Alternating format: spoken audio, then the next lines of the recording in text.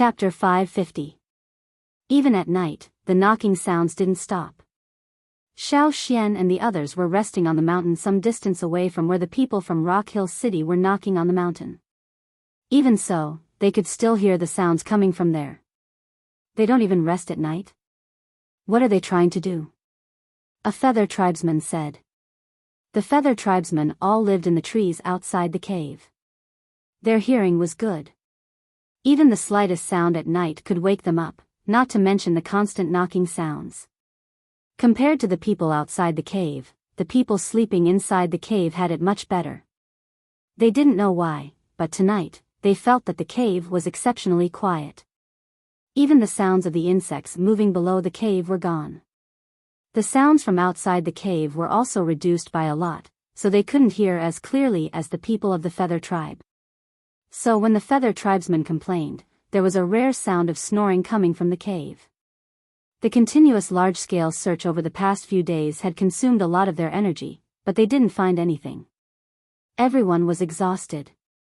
It was rare for them to have a quiet night, so they quickly fell asleep.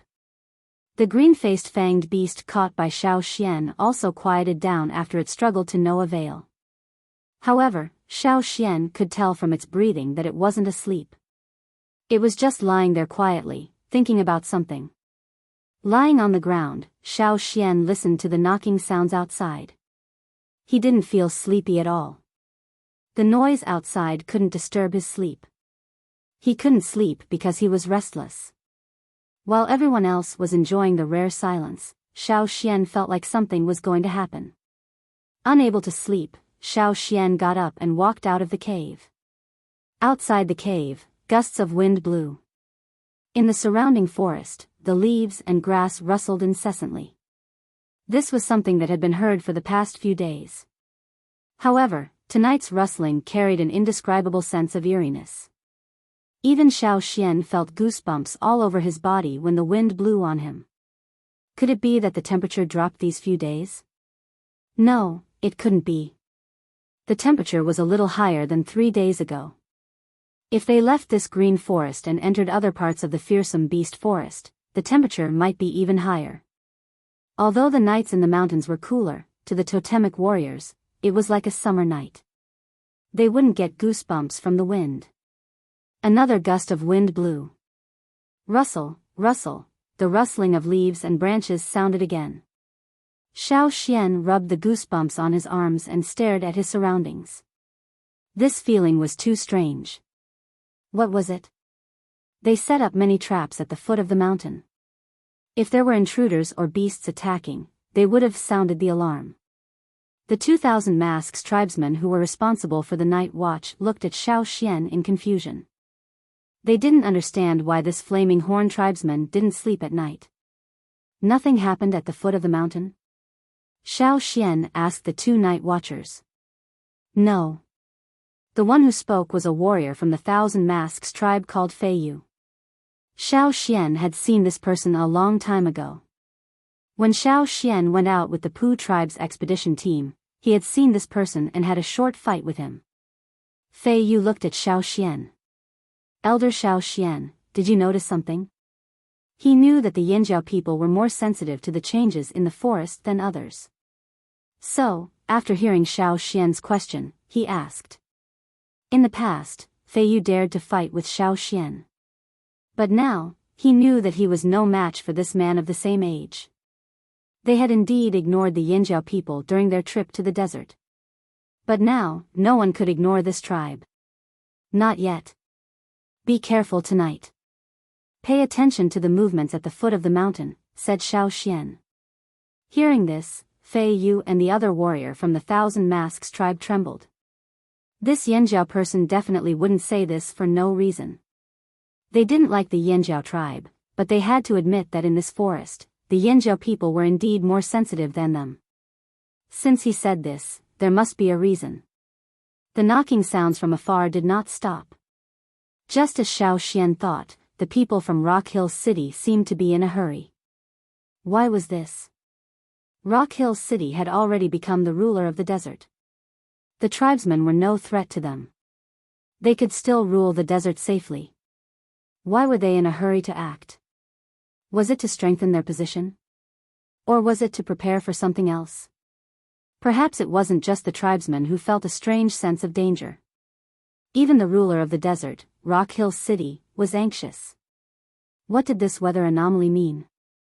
While Xiao Xian was looking around in confusion, on a mountain in the distance. At night, the mountain was lit with fire and the white water moonstones glowed brightly.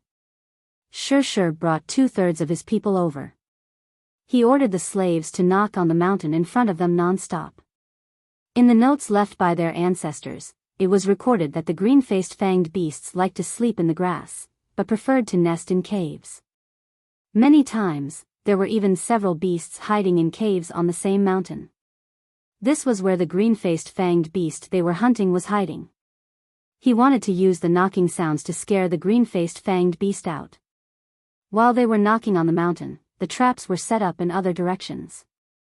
No matter which direction the green-faced fanged beast came out, it would meet the people guarding there or the traps. Bang bang. As the hammers hit the mountain again and again, the rocks at the entrance of the cave flew everywhere. "Master, I think there's a sound," said a slave. Shi was resting with his eyes closed. When he heard this, a smile finally appeared on his gloomy face. It was just as he expected. The green-faced fanged beast hiding inside could no longer be hidden. Shi ordered the slaves to stop hammering and listen carefully. The entrance of the cave was not big. Because of the hammering of the slaves, more than half of it was blocked by the falling rocks. At this moment, the sound of breathing could be heard from the half-covered cave. Once the green-faced fanged beast started to move, it meant that it couldn't take it anymore and would come out. For a beast that liked to move around at night and sleep during the day, blocking it in the cave at night and hammering to create noise was simply torture. With the green-faced fanged beast's bad temper, it would be strange if it could endure it. The smile on Shi's face deepened. He signaled the slaves outside to get ready. In the blink of an eye, the sound of panting suddenly became close at hand. The slaves guarding the entrance of the cave had already pulled up the vines in their hands. The resilient vines became stronger after being mixed and soaked. The people of Rock Hill City used these vines to weave hunting nets and set up most of the traps with these vines. These were the experiences of the ancestors of Rock Hill City. Shi was not worried that the green-faced fanged beast would break the vines. With a bang, the rocks that blocked most of the entrance of the cave exploded and a figure rushed out. The figure was so fast that the slaves at the entrance of the cave could not see its face clearly. They could only feel that its whole body seemed to be breathing and the air around it was exploding. The green-faced fanged beast that rushed out of the cave was caught by the vines outside. Its fangs could cut the vines, but the other vines that were tied to its body could not be pierced by its two strange fangs. The slaves quickly tied up the green-faced fanged beast that rushed into the net. No one touched the two long fangs. Shi knew very well what their most powerful attack was. Even if this was his first time seeing a green-faced fanged beast alive. Shi's gloomy mood for the past few days finally cleared up. Just as he was about to say something, he suddenly heard a scream from the side. A cold murderous aura was like an invisible spear, pointing directly at him. Without much time to think, Shi jumped up and dodged.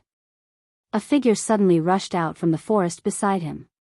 To be exact, it rushed out from the ground in the forest beside him. The grass there was too deep and covered a cave there. Something had crashed into the cave and a part of it had collapsed. Layers of soil, rocks and thick grass covered the cave well. Otherwise, the people of Rock Hill City would have discovered it. The sudden appearance of the figure did indeed catch Shi off guard. The figure that rushed over quickly moved up and down as it ran. The sound of the wind was like the howl of a beast in the night. It was also like a raging gust of wind. The grass around it was swaying in the same direction. In the face of such a sudden attack, Shi was able to dodge, but the slave standing there was not so lucky. He had already picked up his weapon and wanted to block the violent attack. Bang! A cloud of blood spurted out from the slave's arms holding the broadsword. Blood spurted out from every pore on his body. Under the bulging muscles, the veins and nerves were protruding as if they were going to jump out of his flesh. The slave who blocked the attack felt a numbing pain in his arms. He almost lost his grip on the broadsword. The gust of wind that followed this blow pulled the muscles on his face back, and the protruding bones made his entire face look strange. Catch it. Shir did not care about the slave. Seeing another green-faced fanged beast, he was even more delighted. He quickly ordered the slaves to catch it. Ah! A scream came from not far away. It was from the people who were lying in ambush on the other side of the mountain. Could it be there were more over there? Shir was getting more and more excited. Great, this time he might be able to bring back more green-faced fanged beasts. In the past, every time his ancestors came, they only brought back 2 or 3. It was not enough, far from enough. Great, catch them all. I'll catch as many as they come. However, what happened next was beyond Shir's expectations. On the mountain, the sounds of the people lying in ambush from all 4 directions indicated that there were green-faced fanged beasts in the area. Not only that, the people at the foot of the mountain also blew their whistles. There were also whistles coming from the mountain next to them. What was going on? What the hell was going on? Why did they all appear at once? It was rare to see even one of them before. Did they knock on the mountain? Were these green-faced fanged beasts hibernating underground? But on such a hot day, how could they hibernate in winter? Chapter 551. It had to be said that what Shir thought was the truth. Green-faced fanged beasts were very punctual. They would hunt for food at night and find a comfortable bush to sleep in during the day. They were also very regular throughout the year. During the cold winter, it would also snow in the forest. Green-faced fanged beasts did not like snow. They would hibernate like bears. In order to keep warm, they would squeeze into the same mountain and hibernate together. It was a rare time for them to gather together. They would only come out of their caves the following spring. In the past 2 years, even though the weather had changed strangely, there was no snow even though it was winter. Instead, it was extremely hot. Many animals in the forest had given up on the idea of hibernation. However, the green-faced fanged beasts did not. They still followed a fixed schedule. When the time came, no matter what the weather was like, they would squeeze into their caves and fall into a deep sleep. They would only come out to hunt when they were really hungry. This was why it was rare to see a green-faced fanged beast in the beginning. It was because they were hibernating. Only a few of them would come out of their caves and eat a few meals. When they felt that they had stocked up enough, they would return to their caves. The one Xiao Xian caught was the one that woke up hungry and came out to look for food. Because it wanted to store more energy to survive the rest of its hibernation, it ate a lot. If Xiao Xian didn't find it, it would continue to eat for 2 more days. After absorbing the energy, its body shrank back to its original size and it would enter the cave to hibernate again. At this time, most of the green-faced fanged beasts were actually hibernating in the caves in the mountains. Shir's knocking sound not only forced the green-faced fanged beast out of hiding, but it also woke up the other green-faced fanged beasts. To a certain extent, he did have the effect of knocking on the mountain. Unfortunately, the effect was too great, so he couldn't take it down easily. The green-faced fanged beasts that were awakened from their sleep had an even worse temper. The first thing it did when it came out was to hit the slave with its most violent attack ever since it woke up. There were hunting nets, but there were too many green-faced fanged beasts, so it was not easy to catch them. The continuous screams meant that the capture was not successful. It also meant that the number of green-faced fanged beasts that came out was far more than what Shir expected. Whoosh! A figure rushed straight over, and the slave who was pulling the hunting net had to pick up his weapon to deal with it. Crack! The sound of bones breaking was particularly harsh in the night. Although the slave had avoided the fangs, he was accidentally kicked by a hoof. His chest collapsed with the crisp sound of bones breaking, and thick blood spurted out from the slave's mouth. He didn't expect that after dodging the fangs, he still couldn't withstand the kick. For a time, the impact of tusks and metal objects, bone objects, as well as all kinds of bone-cracking sounds and screams, mixed together. Another green-faced, fanged beast rushed out of the cave. Its eyes glowed with a green light in the night. It stared at a person and rushed over. Its body floated up like a cannonball. When it stepped on the grassless ground, a cloud of dust rose and blurred the night vision. Clang! Its sharp fangs collided with Shirshir's sword. Shirshir felt as if he was suddenly pumped with air from his wrist to his elbow. It was swollen and numb. On his bare arm, there were many pores that were faintly red. If Shirshir wasn't stronger than the slave from before, this collision would have caused his entire arm to spurt out blood. A strong wind blew in his face. Shirshir, who blocked the attack, lost his balance and took a few steps back before he could stabilize himself. Clear footprints were left on the ground. Seeing that the green-faced fanged beast that had just attacked retreated and was planning to attack again, Shirshir's face turned pale. Large beads of sweat rolled down his forehead. The temperature at night seemed to be rising. Shirshir's back was soaked with sweat.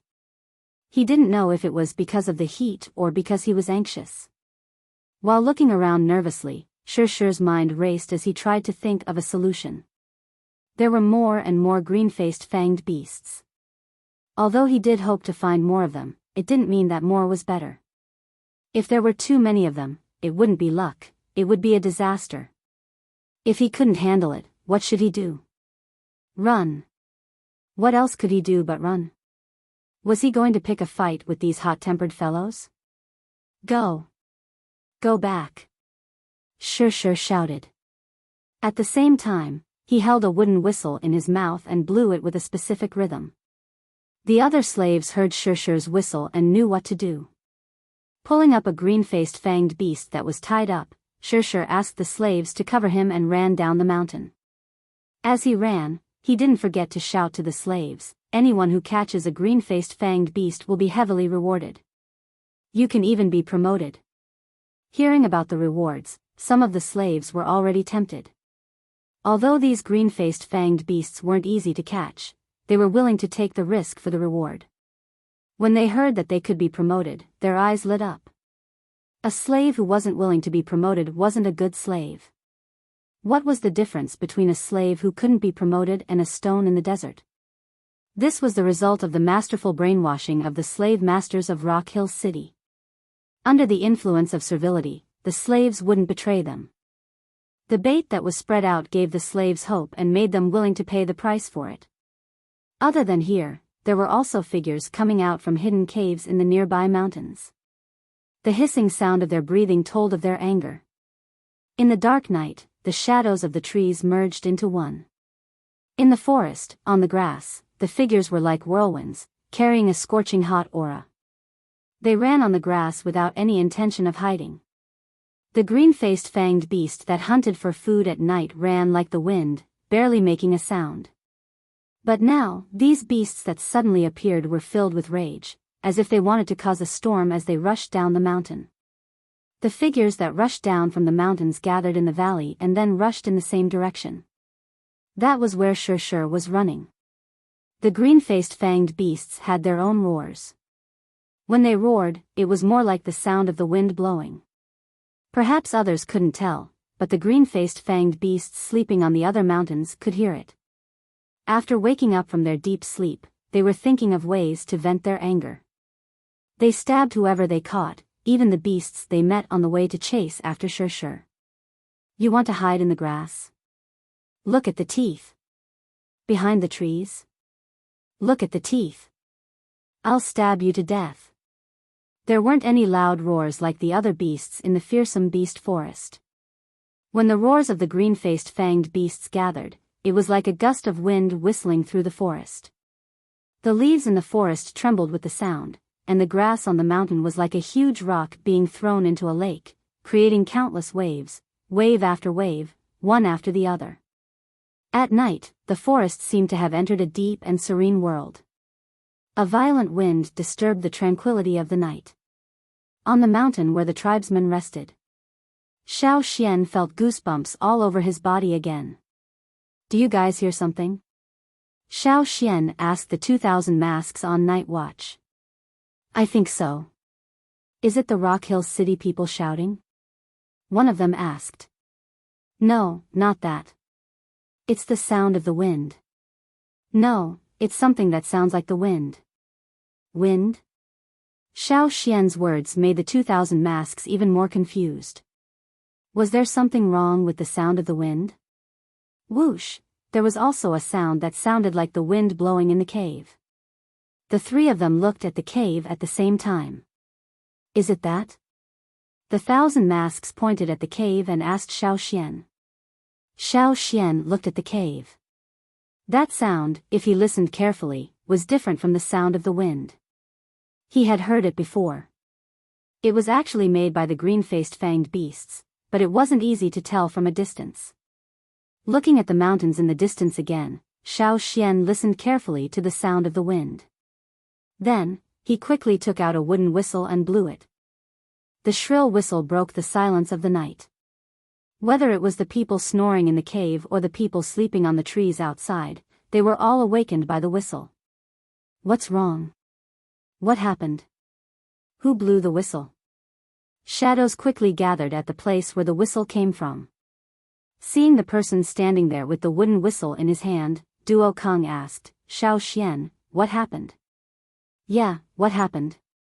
Why is the whistle so urgent? A yawning 8 limbs tribesman asked.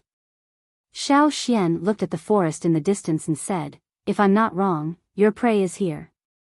Everyone was shocked and asked quickly. Prey is here? You mean the green-faced fanged beasts? That's a good thing. How many? Are there enough to share? If there weren't enough, they would have to fight for it. Xiao Xian took a deep breath. A lot.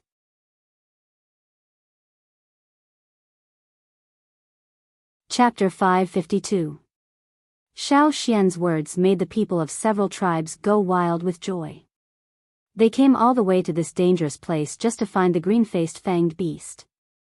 No matter what it was used for, they had to get what the slave masters were trying so hard to find. When they saw the Yinjiao people catch one yesterday, many of them were jealous.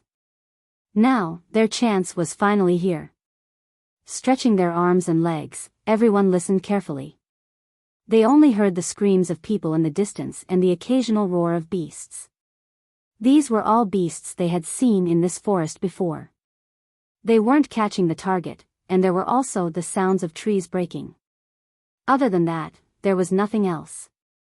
Listen to the sound of the wind. It sounds like a gust of wind. It's the roar of the green-faced fanged beast, Xiao Xian explained to everyone. No wonder. I was wondering why the wind was so loud, but it didn't blow. The Mang tribesmen smirked. After confirming that Xiao Xian wasn't lying, they all rubbed their palms and prepared for a big fight. Since there's so much prey, there's no need to focus on one place, Qiu Gu of the 8 Limbs tribe said. That's right. Let's rely on our own abilities, Muyu of the Longboat tribe agreed. If they all huddled together, there might be fights. Therefore, the best way was to act separately. Each tribe would hunt on their own. Whatever they caught would belong to them, so as to avoid more disputes. Plus, when they were alone, they didn't have to worry about anything. They could do whatever they wanted. The other tribes expressed their thoughts, while the Yinjiao people looked at Xiao Xian. They had to listen to Xiao Xian on this trip. Xiao Xian gestured for them to calm down, then said to the happy tribes, there is indeed a lot of prey, but that's not necessarily a good thing. At the same time, I have to remind everyone that the green-faced fanged beast isn't that easy to catch. I've already told everyone what to pay attention to. Be careful. Don't complain when you suffer heavy losses. Don't worry, we won't blame you. On the contrary, we have to thank Elder Xiao Xian for reminding us. Otherwise, we wouldn't have known where the prey was. Gu Ji of the Feather tribe smiled. They were now focused on how to catch the green-faced fanged beast. Although they listened to Xiao Xian's reminder, they didn't think it was that scary.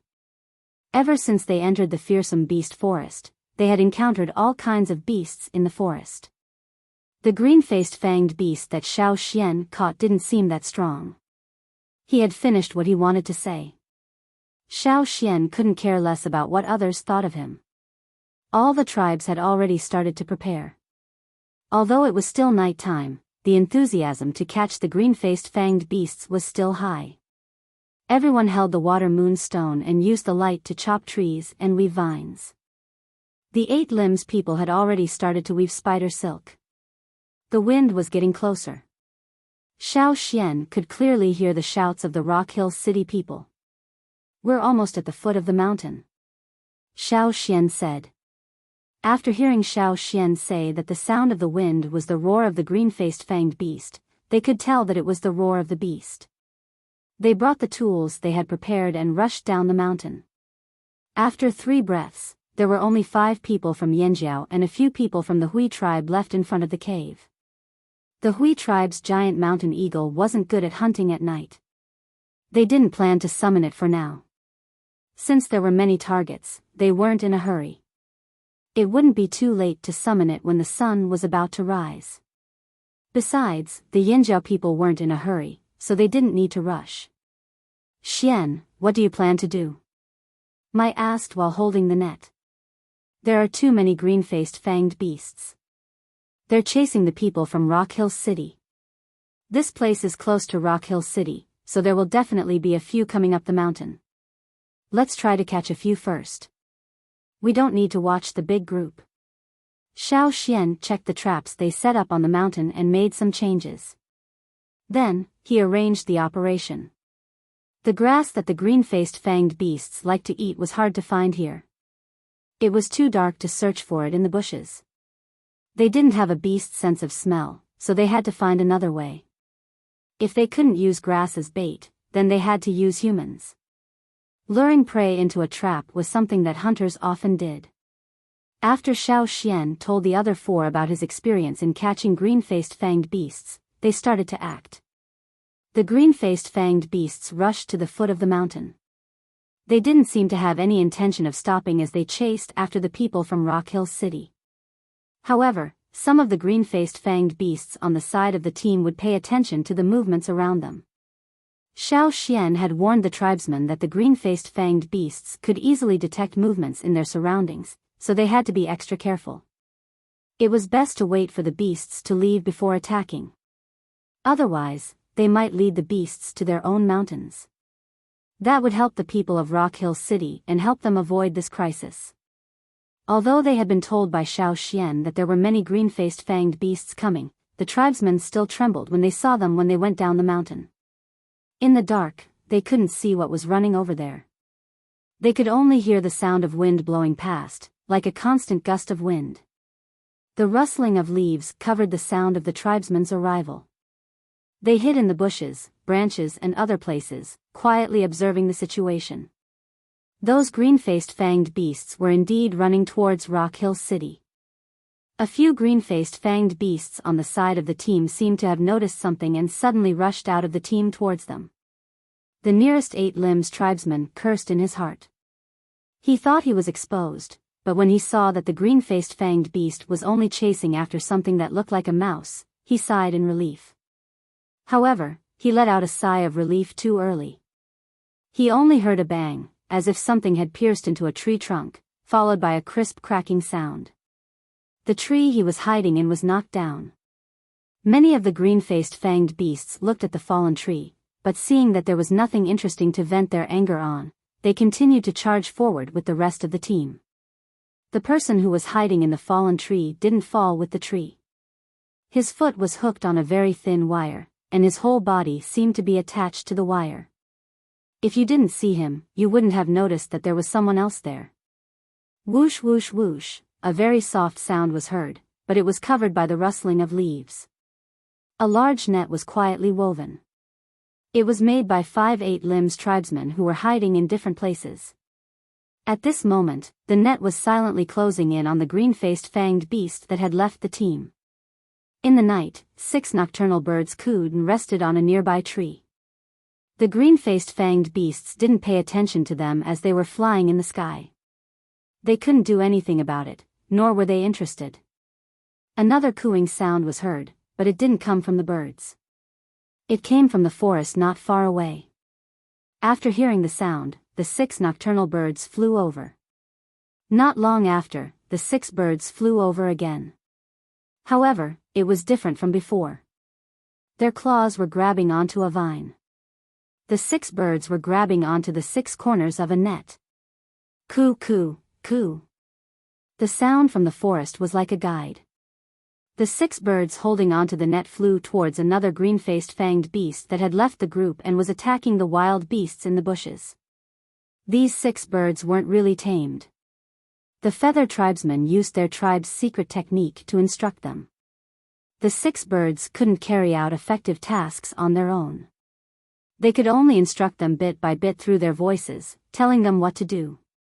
Other than the 8 Limbs tribe and the Feather tribe, the 1,000 Masks tribe, the Mang tribe, and the Longbow tribe all used their own methods and techniques to attack the green-faced fanged beasts. The green-faced fanged beasts group had already passed by.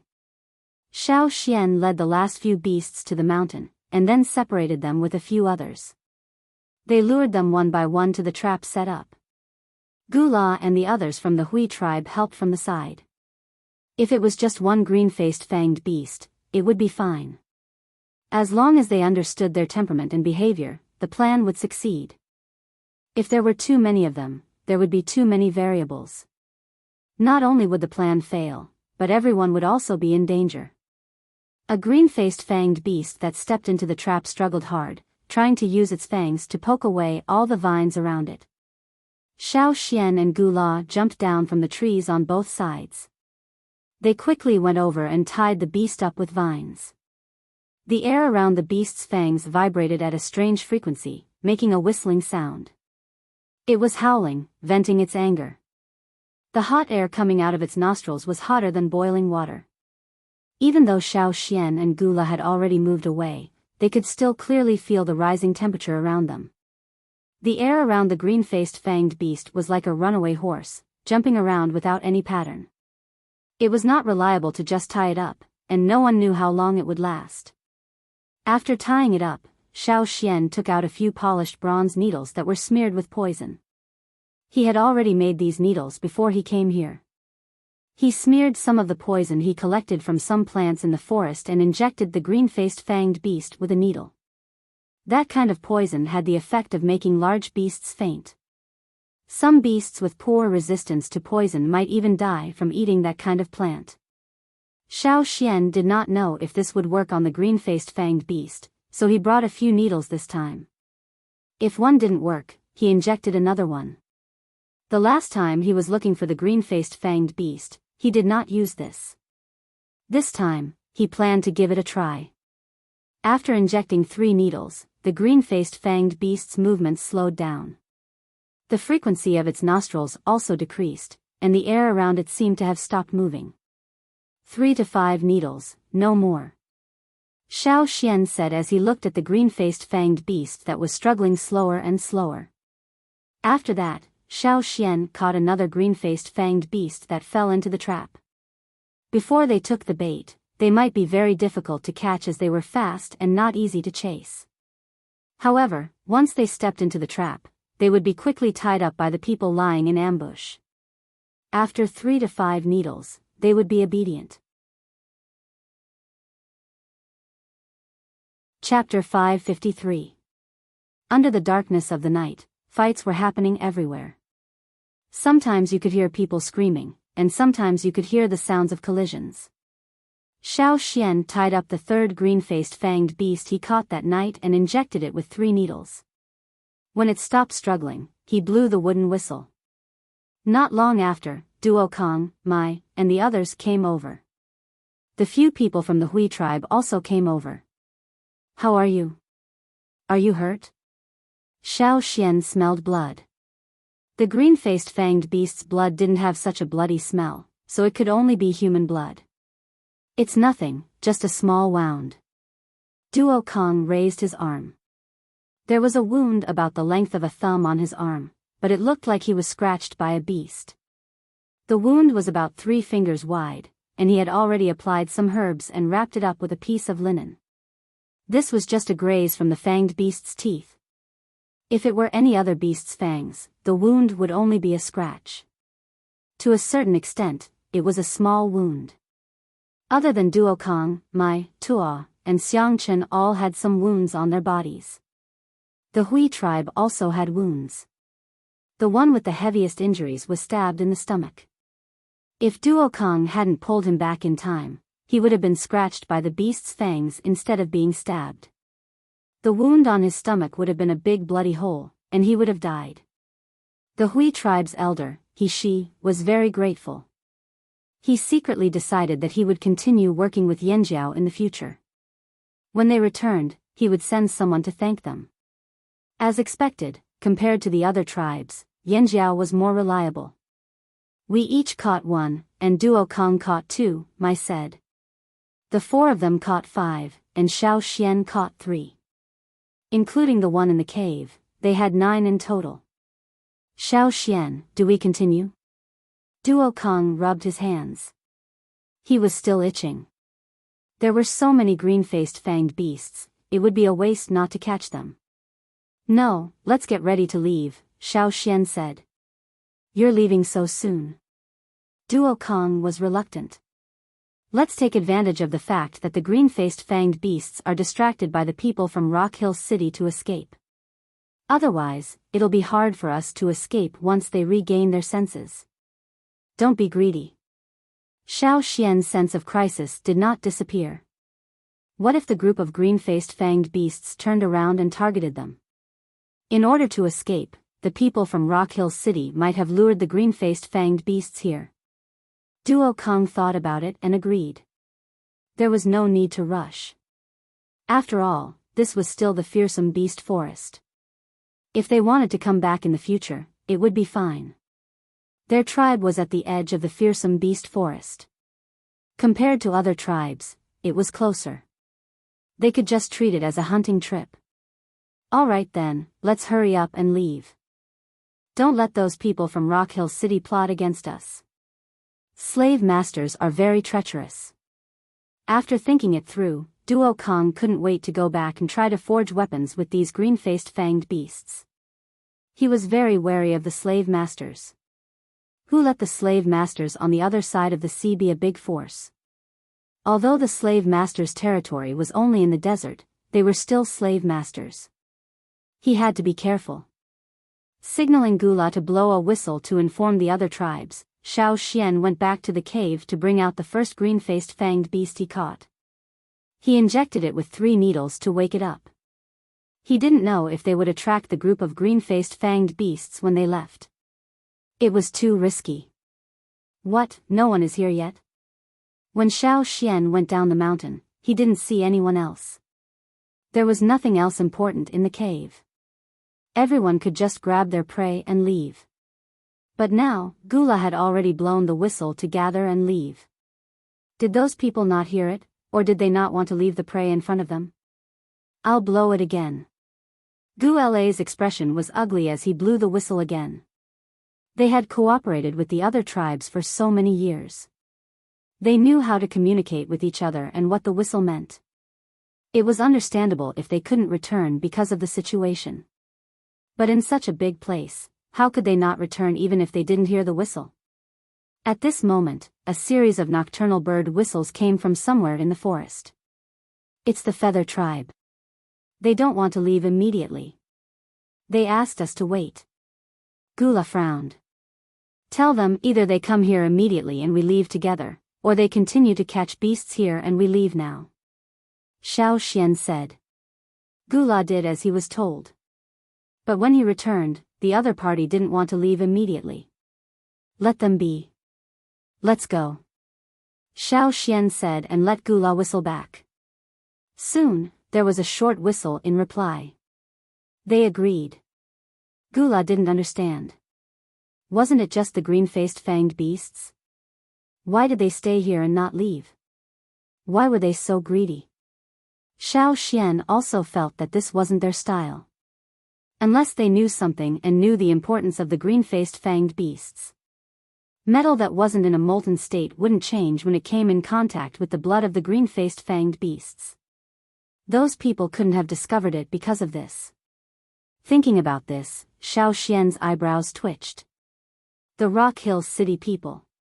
Unless the Rock Hill City people took the initiative to tell them the secret, so that the tribesmen could continue to hold back the beasts here. Maybe they already know the secret of the green-faced fanged beasts. Xiao Xian said. What secret? The Hui tribesmen looked at Xiao Xian. What's the use of the green-faced fanged beasts? This was something they didn't understand. Unfortunately, the flaming horns were still wary of the other tribes and didn't want to talk about it. Metal. Xiao Xian only said 2 words, but it made the expressions on the faces of the people of the Hui tribe change. Their eyes changed from shock and disbelief at the beginning to burning with passion. Metal? It's actually metal. No wonder. She felt like his blood was boiling. Now's not the time to talk about this. Since the Rock Hill City people have already made their move, tell the others to retreat quickly. Otherwise, we won't be able to. The Rock Hill City people want to shift the beast's attention to them. Xiao Xian said to Gula, huh? Oh. Gula was still in a daze. His trembling hand almost lost his grip on the wooden whistle. The whistle was still trembling. Fortunately, he had already conveyed his message. Are we really not going to catch more? Hishi's voice was hoarse. His eyes flickered as he couldn't make up his mind. He had already guessed the answer. No wonder the others didn't want to leave. If they knew about this, who would be willing to leave? Before Xiao Xian could speak, Mai and Tua snorted. They didn't want to tell the other tribesmen the secret. After all, they didn't have a good relationship with the other tribes. They even had a few conflicts with each other. Now, which tribe didn't hide their treasures and not let others see them? Even tribes that had good relations with each other would take precautions. Now that Xiao Xian revealed the secret because of the Rock Hill City people's possible actions, these people still wanted to change Xiao Xian's decision. The Rock Hill City people had already made their move. Staying here would be suicide. Waiting for the beasts to rush over? If you want to stay, then stay. We're leaving anyway. The 5 people from Yanjiao carried the green-faced fanged beasts and walked away. The people from the Hui tribe wanted to say something, but in the end, they just let out a long sigh. They gritted their teeth and left with the 5 people from Yanjiao. In order to avoid the Rock Hill City people, Xiao Xian's group went around 2 mountains and left the forest. They didn't want to meet the beasts. Not long after Xiao Xian's group left, the beasts that were attacking Rock Hill City suddenly turned around and split into 3 different directions. There were tribesmen moving in all 3 directions. This was what Shirshir ordered the slaves to do. It was to lure the beasts away so that he could leave with his prey. When they left, Shirshir realized that there were only 8 left when they left, even though he had captured 11 of them. Robber 4. Shirshir didn't think that the robbers would dare to steal his prey. He stopped the tribesmen and lured the beasts away. But when he turned around, 3 of his prey were stolen. Shirshir was so angry that he almost vomited blood, but now wasn't the time to be angry. Shirshir brought some of the slaves and the remaining 8 beasts down the mountain in a hurry. The sky was still dark, and the smell of blood could still be smelled. There were also some sizzling sounds. The blood of the beasts that had been cut down made a steaming sound. In the end, there were only bones and teeth left. The once strongest weapon had lost its power with the death of the green-faced fanged beast. Its long fangs had turned into ordinary fangs without any special features.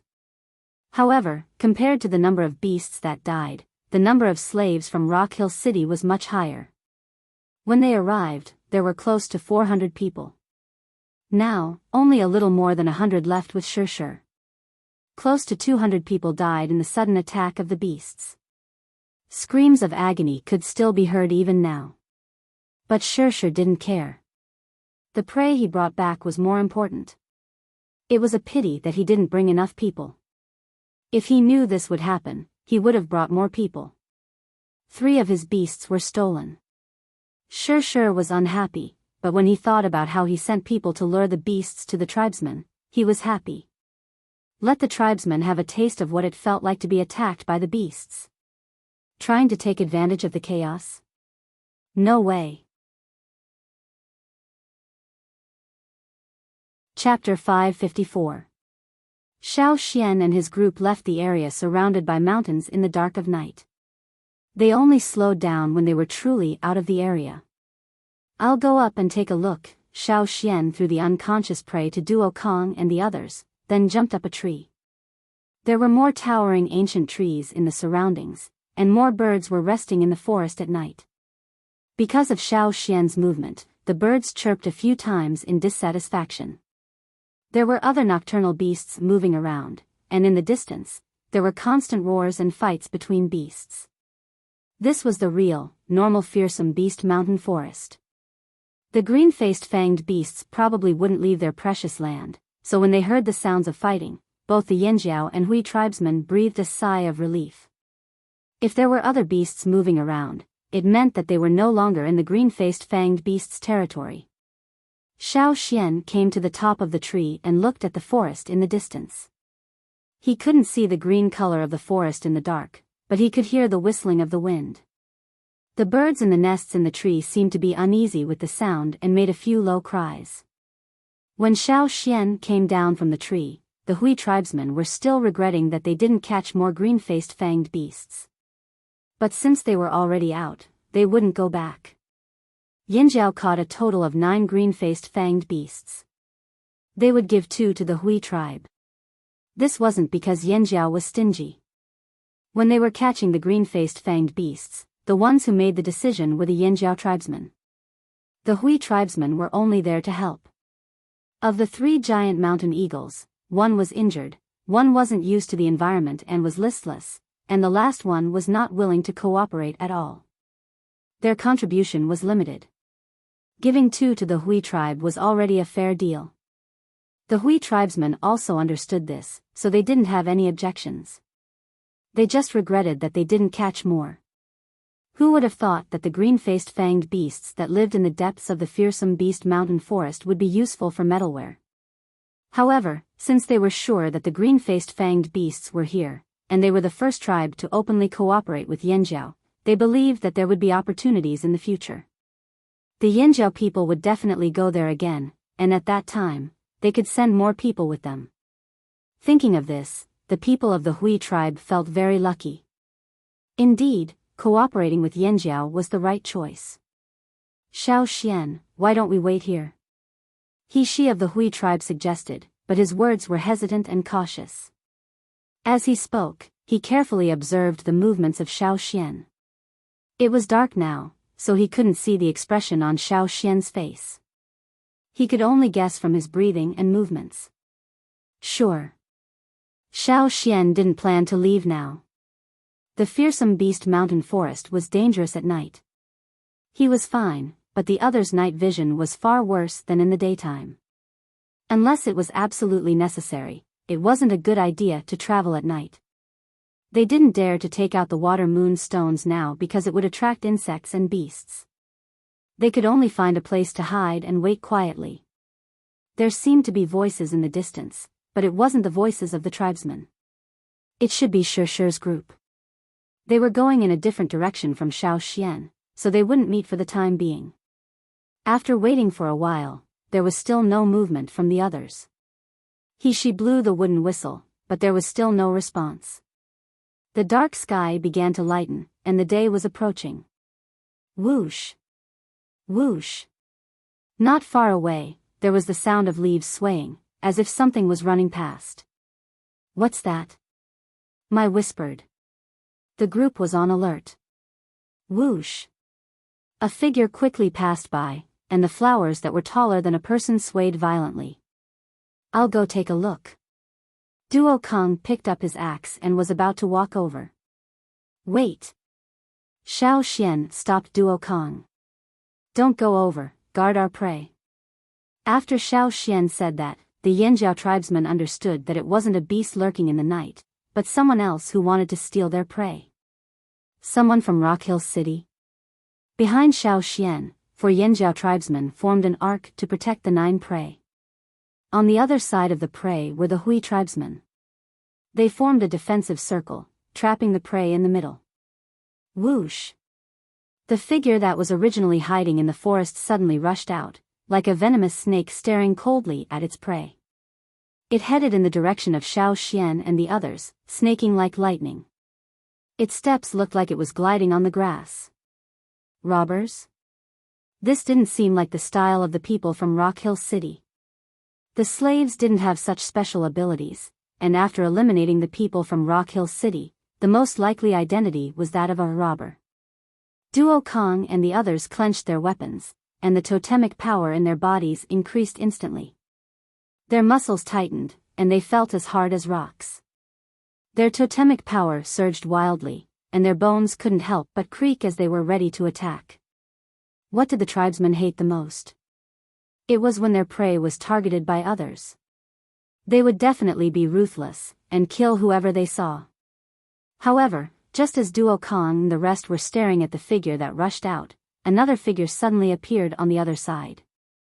This figure came from a completely different direction from the first one, and the timing he chose was right when everyone's attention was on the first figure.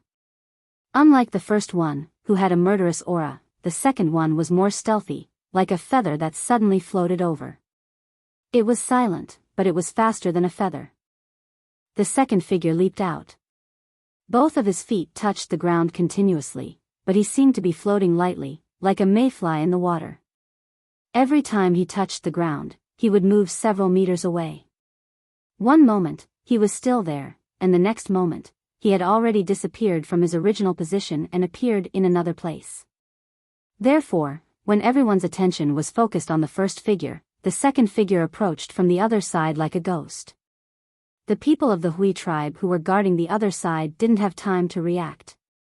Gula, who reacted the fastest, waved his stone sword and slashed at the approaching figure. The other people of the Hui tribe followed closely behind. However, the other person was able to find a breakthrough in an instant. Under the siege of swords, axes and spears, he broke into the circle of guards. There were 9 poisoned green-faced fanged beasts lying in a daze. Just as the black figure reached out to grab the nearest green-faced fanged beast, 3 spear darts whistled through the air and pierced towards him. The black figure had no choice but to move his hand away, but he didn't retract it. He pushed his palm against the ground and somersaulted in the air, jumping over the 3 spear darts. He wanted to attack again, but Xiao Xian's sword was already slashing towards him. Robber 7. You're looking for death. Xiao Xian shouted. Robber 7? It's him? It's the robber they caught and released. He still dared to come and steal Yanjiao's prey. Duo Kong and the others were furious. They should have broken his neck instead of agreeing to his deal. Robber 7, who was recognized, didn't feel embarrassed at all. He didn't even stop moving, and his thoughts of stealing prey didn't change at all. So what if they recognized me? I'm here to steal Yanjiao's prey.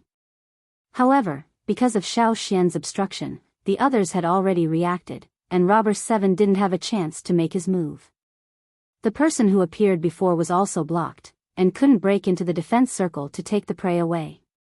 If the first time didn't work, then he would retreat and look for another chance. Robber 7 and his companions had the same idea. They were good at surprise attacks, and didn't want to wait for the other party to react and force their way in. Reluctantly, Robber 7 retreated from the tribesmen's defense circle and planned to escape first. However, Xiao Xian had another idea. They couldn't let them go. Robbers' actions were hard to guard against. They already had to guard against the dangers that lurked everywhere in the fearsome beast forest. Were they going to have to spare some effort to guard against robbers in the future? Even if there were other robbers who wanted to steal their prey in the future, these two, especially Robber 7, couldn't be let go.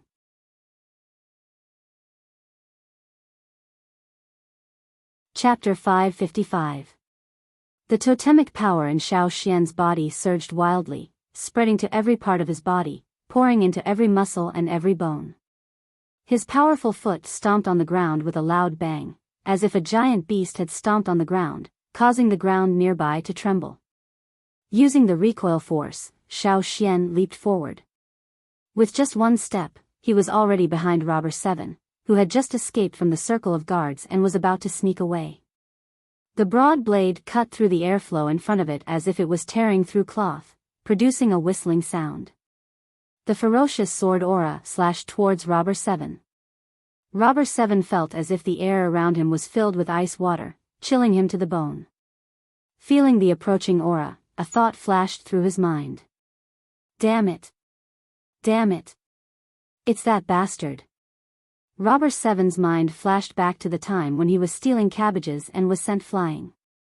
His body tensed up and his movements froze for a moment. Then, he did a somersault in the air, like a fish swinging its tail in the water. His body twisted strangely, causing the air to swirl and form a whirlpool. Robber 7 wanted to use the swirling airflow to help him make a sudden turn in the air. However, the blade that was closing in quickly seemed to have enveloped the entire area. It's the same thing again. It's the same thing again. It was the same last time, and it's the same this time. This feeling was too similar to the last time he was sent flying. No, it was even stronger than the last time. The murderous aura was too strong, causing Robber 7's hair to stand on end. He tried his best to dodge, but another voice in his mind told him that he couldn't. Even if he tried, he would lose an arm. If he didn't want to lose an arm, he could only take it head-on. Clang! There was no sound of flesh being cut, but the sound of metal colliding with metal. It was ear-piercing. Following the explosion, Robber 7 was sent flying like a baseball, crashing into a large tree not far away that even 10 people couldn't wrap their arms around. Crack! The crisp sound of something breaking rang out. It was extremely clear in the night, startling countless wild birds that were resting in the night. The thick tree was directly broken, splinters of wood flew everywhere, and many branches and leaves fell from the tree. The person who broke the tree spat out a mouthful of blood. Robber 6. Robber 7 felt the excruciating pain all over his body. He knew that he couldn't escape Xiao Xian's pursuit with his own strength, so he could only ask for help. Robber 6, who was about to escape, cursed under his breath. His body twisted like a snake as he avoided Duo Kang's axe and headed towards Robber 7. His speed was even faster than before, and Duo Kang couldn't catch up. Robber 6 dashed towards Robber 7 and leaped out before Xiao Xian could finish him off. Like an eagle gliding across water, Robber 6 grabbed Robber 7 and fled into the forest. Robber 6 purposely squeezed his way through the dense foliage. Even though it was a narrow space filled with shrubs, Robber 6 was always able to find the most suitable escape route. If Xiao Xian chased after him, he might not be able to keep up with him. Everyone had their own specializations, and Robber 6 was an expert in this field. At this moment, he was like a mouse scurrying into a thorny undergrowth, turning left and dodging right, trying to avoid the predator that was chasing after him. This was also the reason why Robber 6 dared to make a move here. He knew that even if this operation failed, he could still use his advantage to shake off the tribesmen.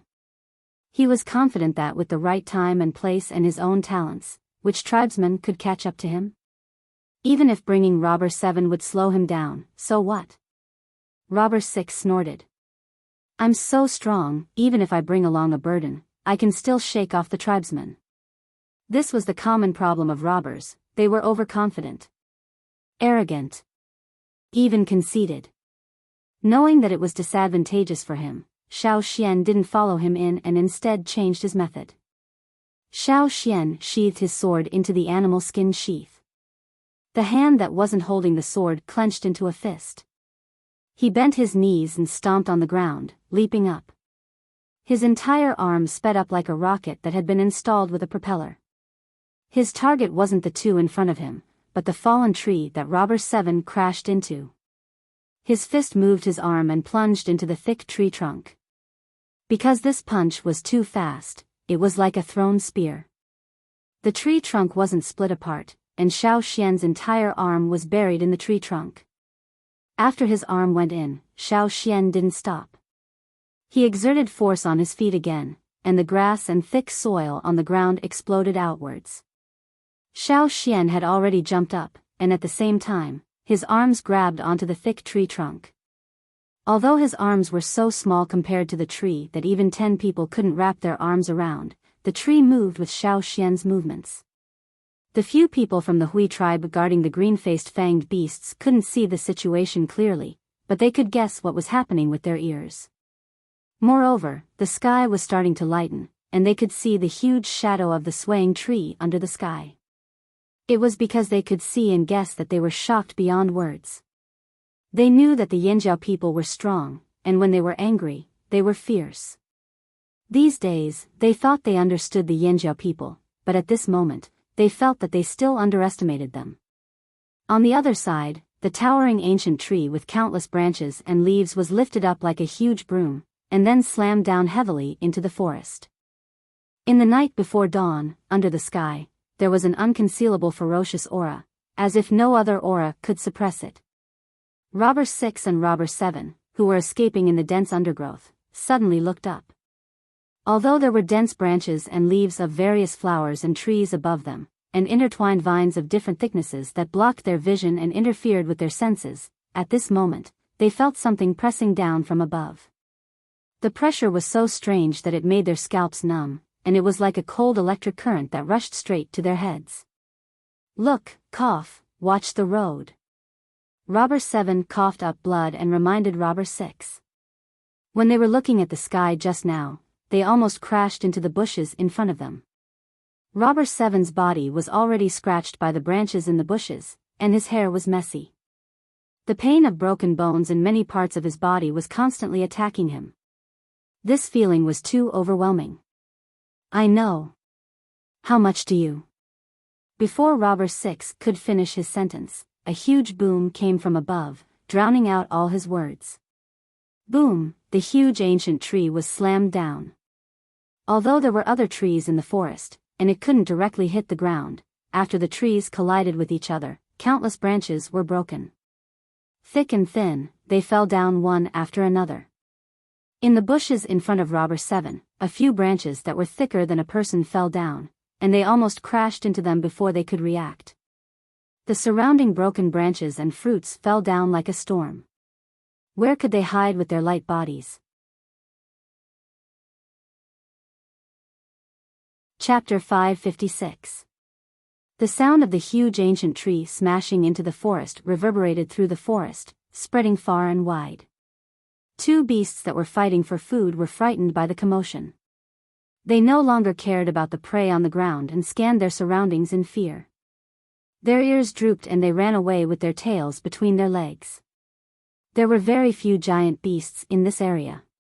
After all, this was close to the green-faced fanged beasts' territory. Usually, there would be a few overbearing giant beasts in this area. Most of them were normal beasts or wild beasts that wandered around looking for food. Therefore, Xiao Xian's commotion wouldn't attract the giant beasts but would only scare them away. The small beasts hiding in the forest ran away in panic. The already crowded short forest became even narrower. The humid and stuffy air seemed to have become restless. Sometimes, the escaping beasts would even bump into each other, not to mention Robber 6 and Robber 7 who were bigger than them. It was even harder to move around freely. After being hit by the tree trunk, Robber 6 decided to find a place to hide. It wasn't easy to avoid the falling tree trunk and fight for space with the beasts. There was even a lynx that bared its fangs at him just now. If it was any other time, he would have killed it. Now that he had to carry Robber 7 and escape, he didn't have the time to deal with the small beasts that bared their fangs at him. After the falling tree trunk stopped, Robber 6 decided to move again. However, before he could move his feet, he heard another cracked sound. It was very similar to the sound of Robber 7 crashing into the tree. The air pressure above his head suddenly increased. Again. Quick, quick, quick. That kid is going to smash it again. Robber 7 exclaimed. Shut up. Robber 6 didn't expect the Yanjiao people to use such a method to deal with him. He knew that the Yinjiao people were strong, but the current situation was completely out of his control. It was beyond his expectations. Was it a human or a giant beast that could smash such a thick tree trunk? Boom! Another loud noise. In the surrounding forest, a large number of broken tree branches fell. Robber 6's planned escape route was completely destroyed. The bushes, flowers, and grass were already piled up messily by tree branches. It was extremely messy. More than half of the branches and leaves covering the sky were broken. If it was daytime, Robber 6 and the rest would be exposed to Yangguang. Fortunately, it was night time. Robber 6 encouraged himself and leaped out of the forest. Since he couldn't sneak through the dense forest, he could only step on the broken branches to escape. However, before he could run a few steps, another tree came crashing down from above. The tree trunk was long, with many branches and dense foliage. When it crashed down, the impact was too wide. Robber 6 couldn't escape in time. He could only rely on his hearing to determine what was falling from above. Then, his body would react accordingly. Not only was the giant tree smashing down powerful, it was also ferocious and accurate. No matter where Robber 6 ran to, the falling tree would always cover him. If it wasn't for the surrounding trees, he would have been smashed to death. Didn't they say that tribesmen couldn't see clearly at night? Robber 6 awkwardly dodged the falling branches and leaves. He didn't even bother to wipe away the bird droppings on his head. That kid can see. Robber 7 endured the pain all over his body and squeezed the words out from between his teeth. Of all the people you could have provoked, why did you have to provoke this kind of person? Robber 6 roared. Like the others, he left the green-faced fanged beast's territory when he realized the situation wasn't good. He didn't expect to see the Yinjiao and Hui tribesmen as soon as he came out. They even brought a few green-faced fanged beasts with them. Robber 6 thought that this was a rare opportunity. If he didn't steal it, he would feel sorry for himself. However, he was still too weak and it was too risky. If he wanted to make a move, he would have to wait for another opportunity. But who knew when the next opportunity would come? He wasn't willing to give up just like that. At this moment, Robber 7 appeared and said that the two of them should work together to steal a few green-faced fanged beasts. Robber 6 thought about it and agreed. The surrounding environment was very advantageous to him and he had Robber 7 to share the risk. Why not? But who would have thought that things would turn out like this? If he knew this would happen, he would have waited a little longer or robbed other tribesmen. He regretted it. Robber 7, don't call me the next time you steal from the Yinjiao. Robber 6 had been a thief for many years but he had never been chased so hard before. He regretted it. He should have asked for more information. Robber 7 wanted to say something but he choked on the blood that gushed out from his throat. He thought to himself, don't talk about you, I won't do it again. That was too scary. Robber 6 was almost hit by a broken branch from above. He quickly dodged to the side and his forehead slipped from the broken branch. Blood spilled out from his wound as he ran, splashing onto the bushes. This won't do. As the saying goes, a dead Taoist is better than a dead Taoist. It is too difficult to carry a burden. It is better to throw this burden away. Robber 6 loosened his grip on Robber 7. He wanted to throw Robber 7 down so that he could run faster and have a better chance of escaping. However, Robber 7 seemed to know what he was thinking. He hugged Robber 6 tightly. You want to throw me down and run? No way. While Robber 6 and Robber 7 were being smashed by Xiao Xian's tree, a few hundred meters away, 3 silhouettes were hiding on a tree branch, watching the commotion. That's the Yinjiao. That's crazy, who would use a tree to smash them? One of them said. I'm thinking, are Robber 6 and 7 okay? Are they still alive? How pitiful. Why don't you guys go help them? The first person asked the person next to him. No, I won't go even if you beat me to death. Even if we go, let's wait until the Yinjiao leave.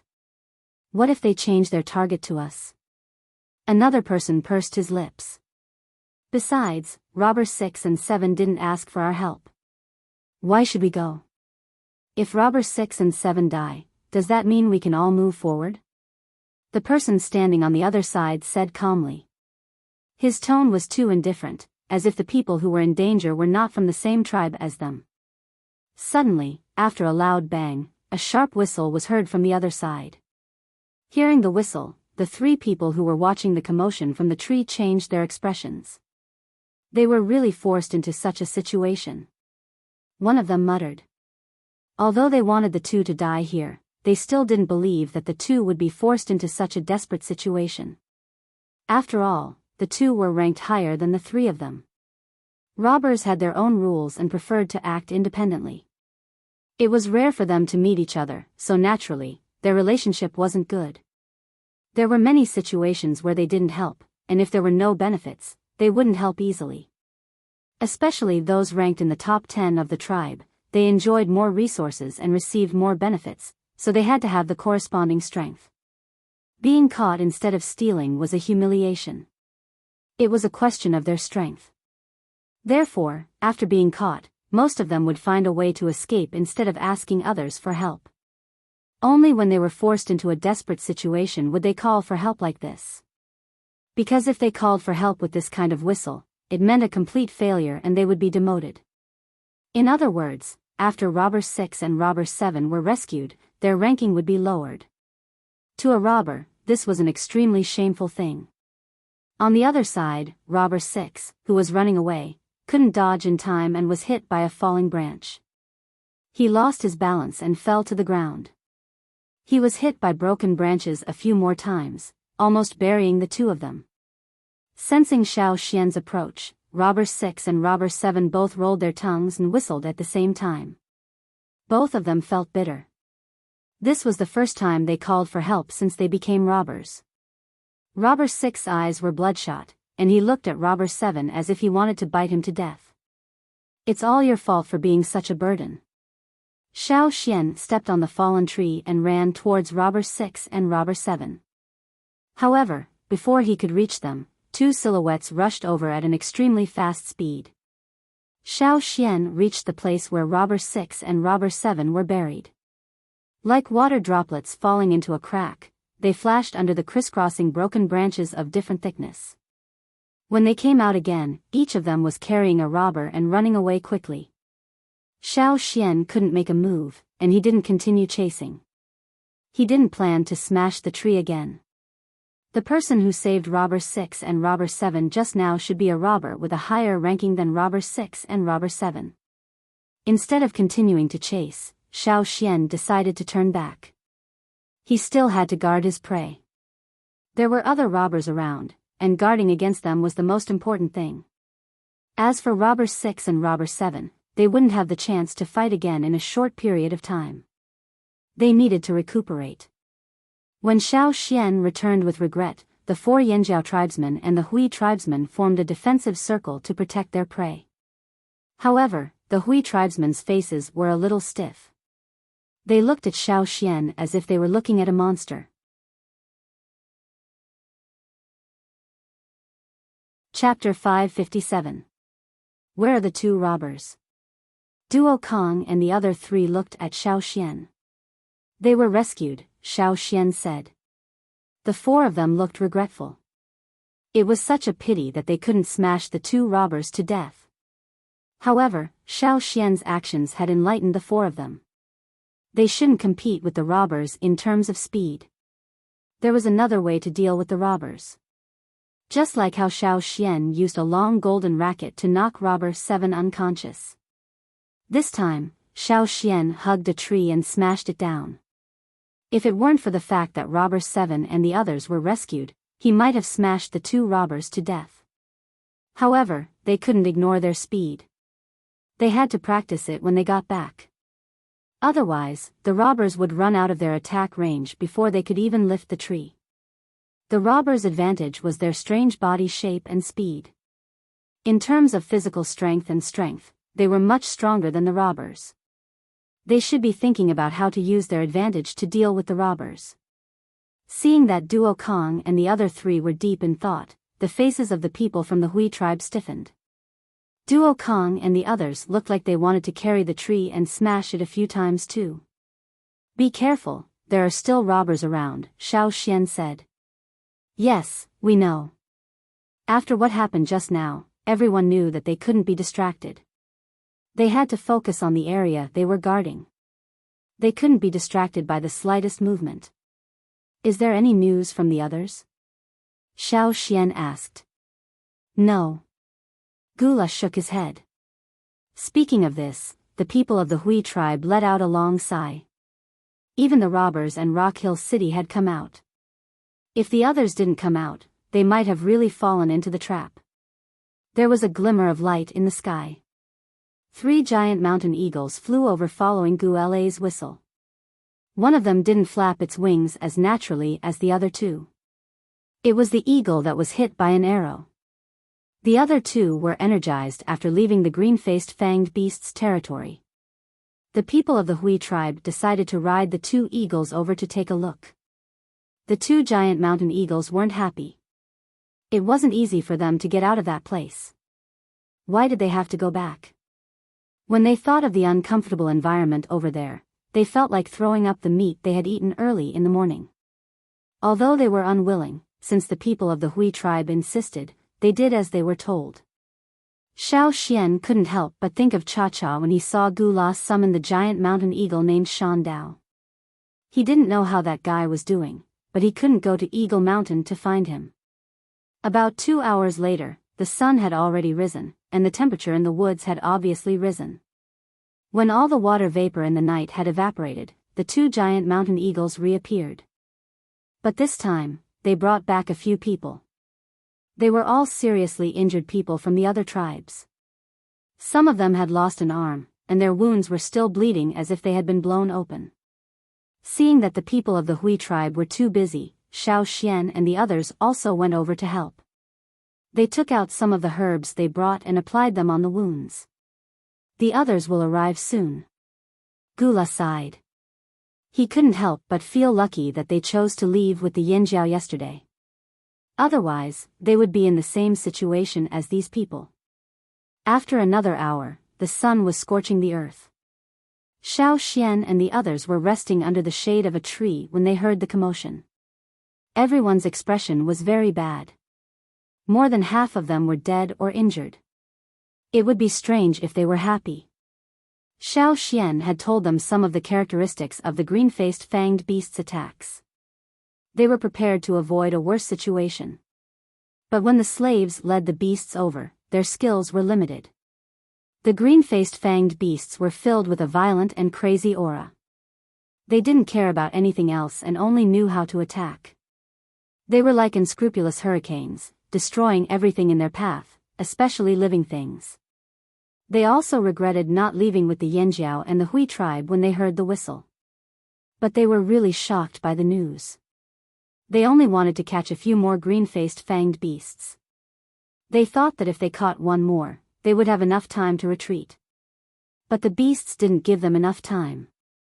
Who was to blame for this result? Blame the Yinjiao for not telling them everything in advance? So much so that when they found out the truth, they couldn't bear to let go of the benefits in front of them? Thinking back to when they were in the desert, they excluded the 3 people from Yinjiao. Later, when they noticed the changes in the desert, they left the 3 people from Yinjiao alone. Now, they still hoped that Yinjiao would consider everything for them?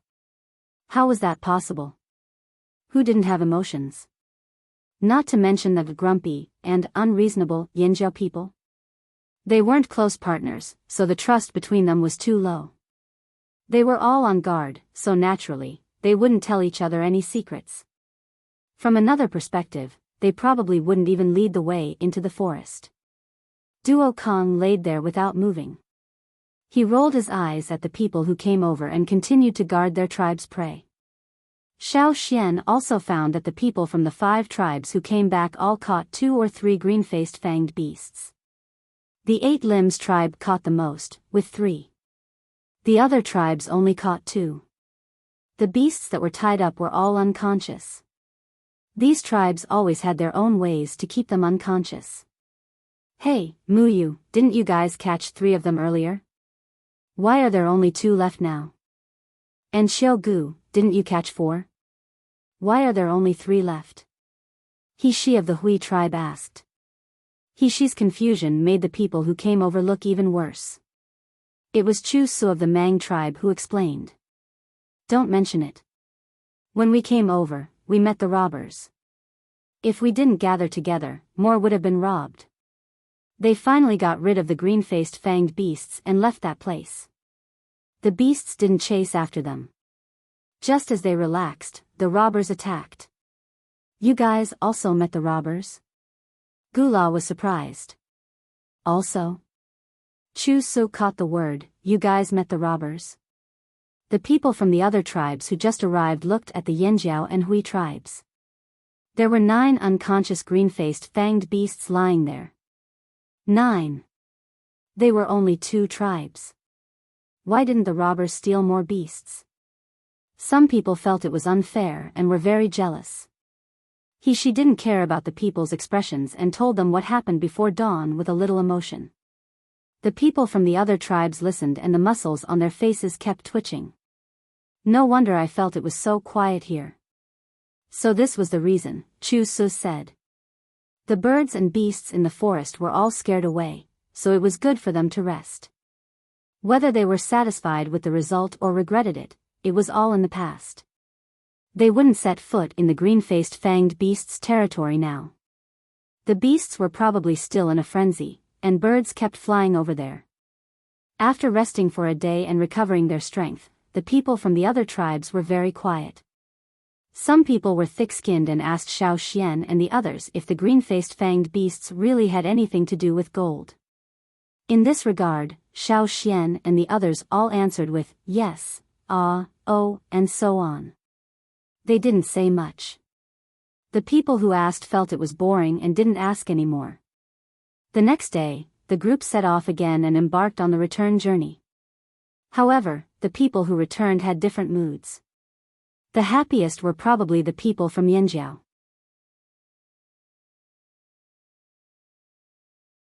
Chapter 558. The journey back was quite smooth. They didn't encounter any robbers or Rock Hill City people. Everyone was prepared for the dangerous animals and plants in the forest. However, the weather was getting hotter and hotter. Even the slippery moss on the ground had started to dry up. There were fights every day near the water source. The water Xiao Xian and the others fetched was stained with blood several times. This kind of weather made everyone's heart sink. Even the Yanjiao people who were originally happy from catching prey were not in a good mood. Especially Duo Kong. The winter he experienced last year was on the other end of the spectrum. He heard that it was even worse than last year.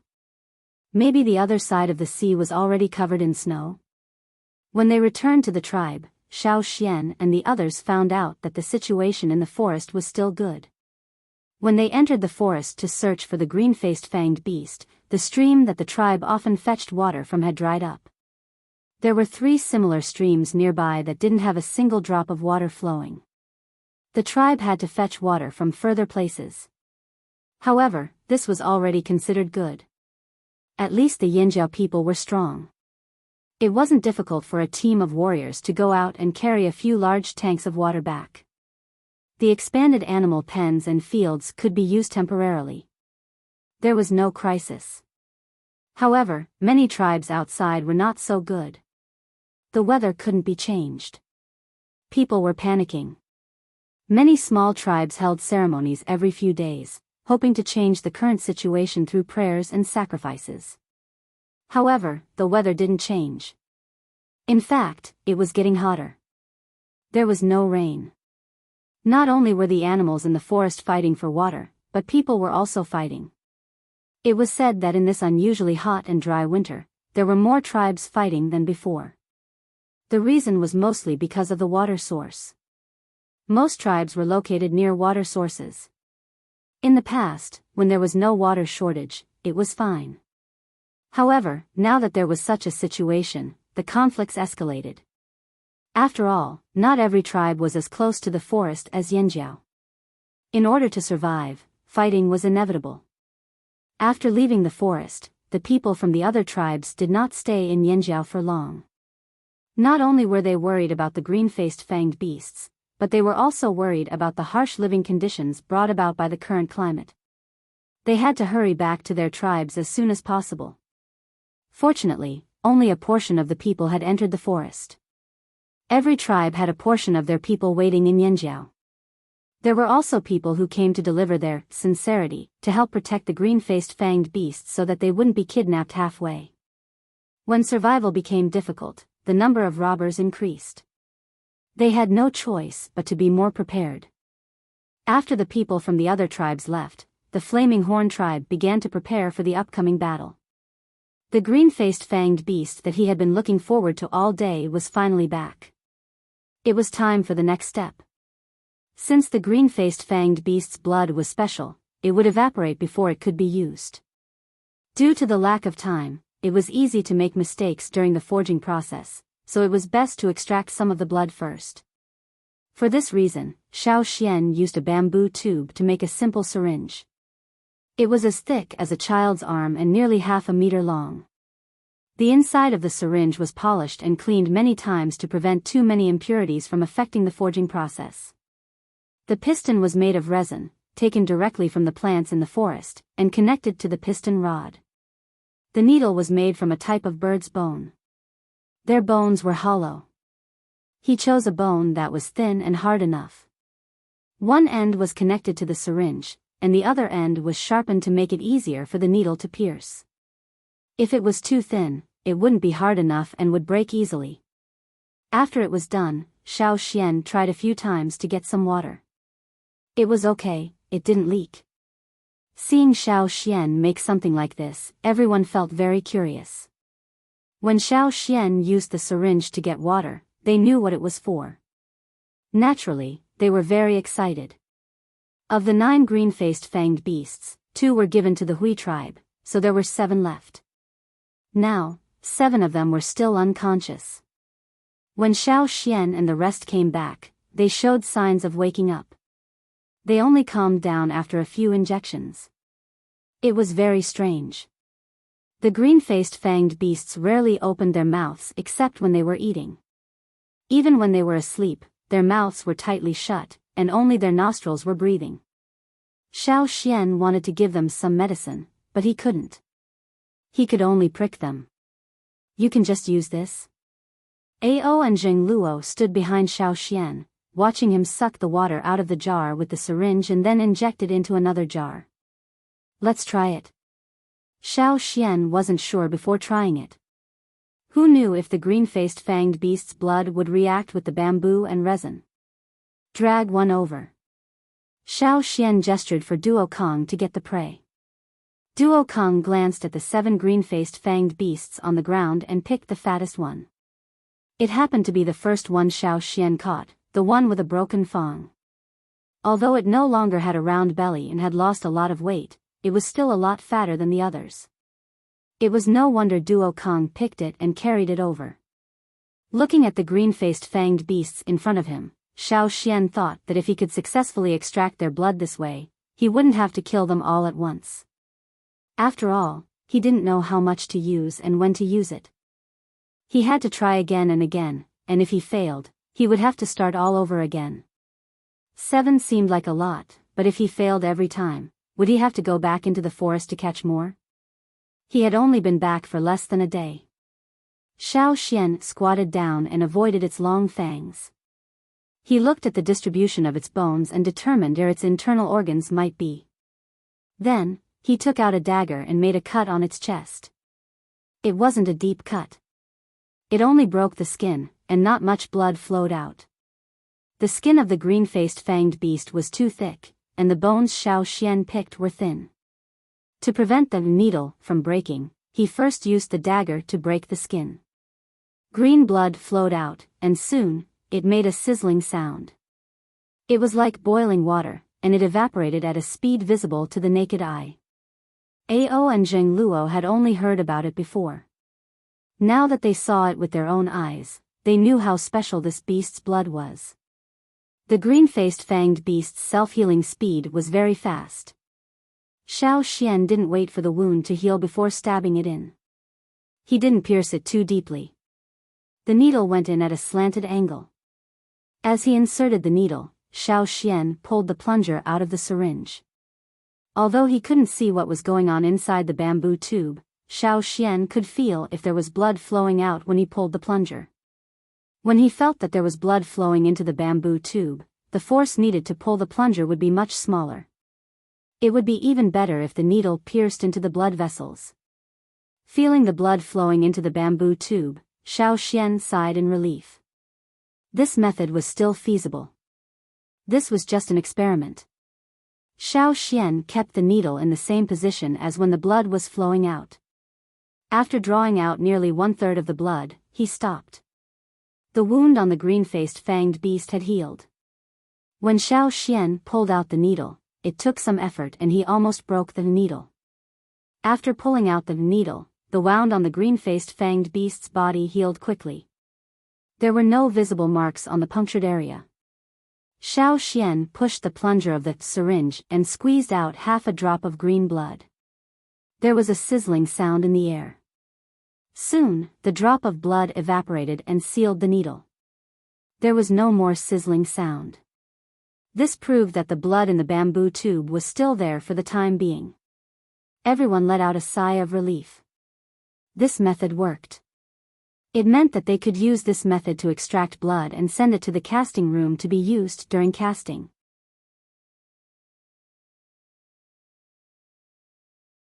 Chapter 559. Once the blood had been extracted, the casting process would begin soon. They did not know how long the blood would last in the bamboo tube, nor could they guarantee that the blood would not deteriorate. That was why they had to start as soon as possible.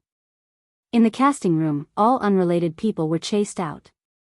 Even if they wanted to watch, they could only wait outside. Other than the 2 chiefs and the 3 team leaders, the other team leaders could only walk around in circles, craning their necks but to no avail. The casting process was still the same as the slave master's mud casting method. They poured molten alloy liquid into the mold. Most of the casting materials were mud. However, this casting process was different from the past. Everyone was more careful with every step. This was an experiment using the green-faced fanged beast's blood. It was an important turning point. If they succeeded, the tribe's bronze wares would be upgraded to a higher level and the use of stone tools would gradually be replaced. After all, if the new bronze wares were hard enough and sharp enough, or as Gong Jiaheng said, if they could cut through stone, many people would choose to use bronze wares. The clay used for casting had been dried in the shade for a long time and repeatedly smashed to a high degree of maturity. The bronze ware made in the past had also proved its usefulness. It was not too wet and did not emit any gas, so the bronze ware made was still acceptable. This time, the mud used was more stringent in the process of sieving, rinsing, drying and so on. The smelting process was the same as before. However, after the black gas, the yellow gas, the white gas, the green gas, and finally the green gas, the copper alloy was completely melted. According to the previous process, the casting process was ready. However, this time was different. Before the casting process, the green-faced fanged beast's blood would be added. When Xiao Xian saw the words on the mountain wall of Gongjie Valley, it mentioned when to add the beast's blood. However, it did not explain the details, so Xiao Xian could only guess. He removed the needle from the syringe. Green blood flowed out from where the needle was connected to the bamboo tube, making a sizzling sound. Just drip it? The craftsman beside him was so nervous he was stuttering. What else could he do? It was impossible for Xiao Xian to ask a Gongjie family member, so he could only try pouring it in. Xiao Xian held up the bamboo tube and let the beast blood drip out from the small hole connected to the needle into the molten copper alloy liquid. The sizzling green blood made the people who were staring at the scene feel as if their hearts were being roasted on a hot stone slab. It was a torment. He was nervous, anxious, and his entire body was stiff. He didn't dare to move or make a sound, for fear of disturbing the other side's movements. The blood dripping into the copper alloy liquid stopped abruptly with a sizzling sound. It did not evaporate like Xiao Xian and the others had expected. Instead, it spread out in the copper alloy liquid. Poof! As the blood gradually dripped down, a green flame suddenly emerged from the alloy liquid. The body of the flame was not very high. The layer of flame that was stuck to the surface of the alloy liquid was not even as high as the pinky finger. The fire was still burning and the alloy was still melting. More and more blood dripped from the bamboo tube. The surface of the alloy liquid was covered in a layer of green flame. At the same time, the alloy liquid inside churned, but there were no bubbles. There was only a burning green flame. The color of the alloy liquid was changing. It darkened slightly and was no longer gold. As the alloy liquid churned, the color became uniform. When the beast blood was used up and there was no more, the green flame in the alloy liquid gradually disappeared. Then, the casting process would begin. Outside the forging room, Mai and the other team leaders, as well as Tua, Xiang Chen, and the others who knew the secret of the metal wares, were all waiting outside. They wanted to listen in to satisfy their curiosity, but until now, there was nothing they wanted to know. The two leaders were too calm. Even if they exclaimed in surprise, it would have been better than remaining silent all the time. After a long while, the sound of forging came from the room. Forging, carving, annealing, sharpening. Although everyone was nervous, the work was carried out in an orderly manner. Other than giving instructions, no one asked or said anything else. The two chiefs also became a part of the background. They stared nervously at the broad copper knife that was almost finished. The knife looked rough and did not have much beauty. But in the eyes of the people in the room, it was a peerless beauty. It was different from the previous bronze wares. Although it was not finished, it gave people the feeling that it was on another level. In the sky outside the room, the sun was hanging high in the sky. At dusk, the afterglow of the setting sun shone everywhere. The shadows of the people waiting outside were elongated. Inside the room, Xiao Xian held the newly cast copper knife and wiped it with a piece of animal skin. The biggest difference between this saber and the bronze weapons from before, and also the most eye-catching part of it, was its color. It was not gold, nor was it silver-white, silver-gray, or even reddish like the other bronze wares. It was green. The overbearing broad blade was dark green in color. It was reserved, but it was ferocious. Xiao Xian stared at the knife, his eyes reflecting the cold light of the knife. He threw away the animal skin he was wiping and ran his fingers along the edge of the knife. Then, he flicked it lightly. It was like the whistling of the wind, but also the vibrating sound of the sharp blade. When it reached his ears, it felt like something was charging through his blood. Green bronze wares. Most bronzes would only turn green after they had rusted.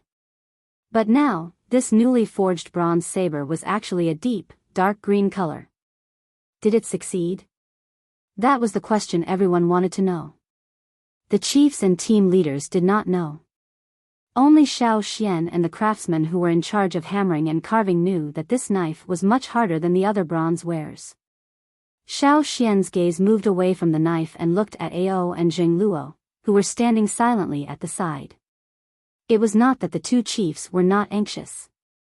They were too nervous and impatient to react. Now, seeing Xiao Xian look over, Ao hurriedly took out a fist-sized stone he had prepared and threw it. This was one of the testing stones in the stone room. It was a medium-grade stone. Ordinary bronze wares would be tested with a medium-grade stone. After all, the sharpness and hardness of ordinary bronze wares were limited and could not be forced. Because he was too nervous, Ao's action of throwing the stone was very stiff. But at this time, no one cared about Ao's action of throwing the stone. They stared at the stone that was thrown up, and then looked at the knife in Xiao Xian's hand. Their eyes swept back and forth quickly, for fear of missing any details. At that moment, they even forgot to breathe. Xiao Xian held the bronze knife with both hands, took a step forward, raised it, and then chopped down at the stone in the air. Bang! The blade struck the rock hard, and the fist-sized rock broke into two halves. Clean, neat, and smooth. And there was not a single scratch on the blade. Whether it was sharpness or hardness, it was much stronger than the previous bronze wares.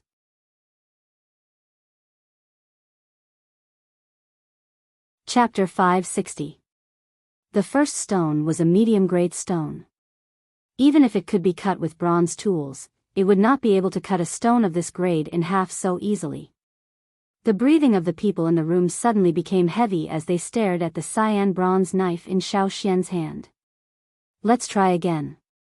Xiao Xian gestured for Jing Luo to bring the stone closest to the edge of the shelf. The stones placed there were at least medium-grade stones. There were also some scraps of high-quality stones left over from the polishing of tools.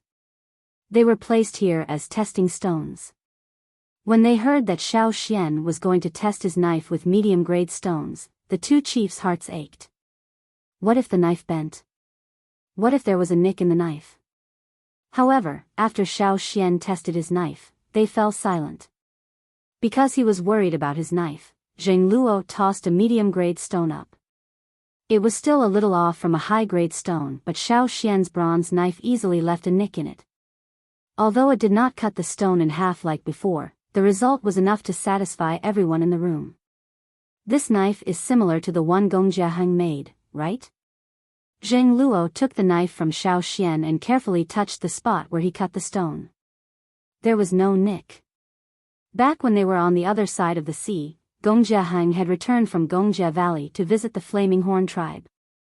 The rock he used to test his sword on was also above average grade and had a similar hole. That was why Zheng Luo was reminded of what happened back then. That was made by the Gongjia craftsman. And the one in his hand was no worse than the one the craftsman made. Zheng Luo was instantly filled with pride and heroism. He wanted to shout out loud to let the world know. Look, this is a weapon made by the Yanjiao tribe. It's no worse than the Gongjia people. In terms of craftsmanship, Yanjiao could not compare to the talented Gongjia family. However, they had other ways to close the gap. Look, isn't it done? Of course, if Gong Jiaheng had green-faced fanged beast blood, he could definitely make better weapons. But they didn't have that. Zheng Luo and Duo Kong couldn't help but feel smug. If the Taiha people were here, they would probably be shocked. After all, the Taiha tribe had always been better than the Yanjiao tribe in terms of farming and casting. They really wanted to see their expressions. What a pity. He couldn't see her.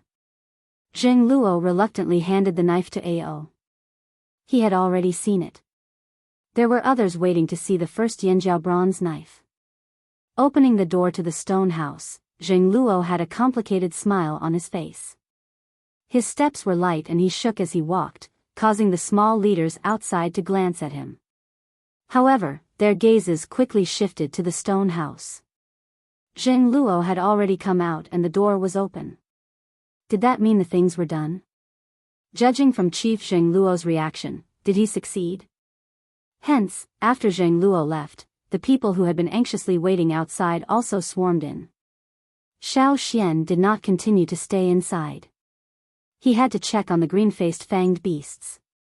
According to the plan they had discussed, they would make a bronze weapon every day. This meant that he had to take a bamboo tube of beast blood every day for at least 6 days.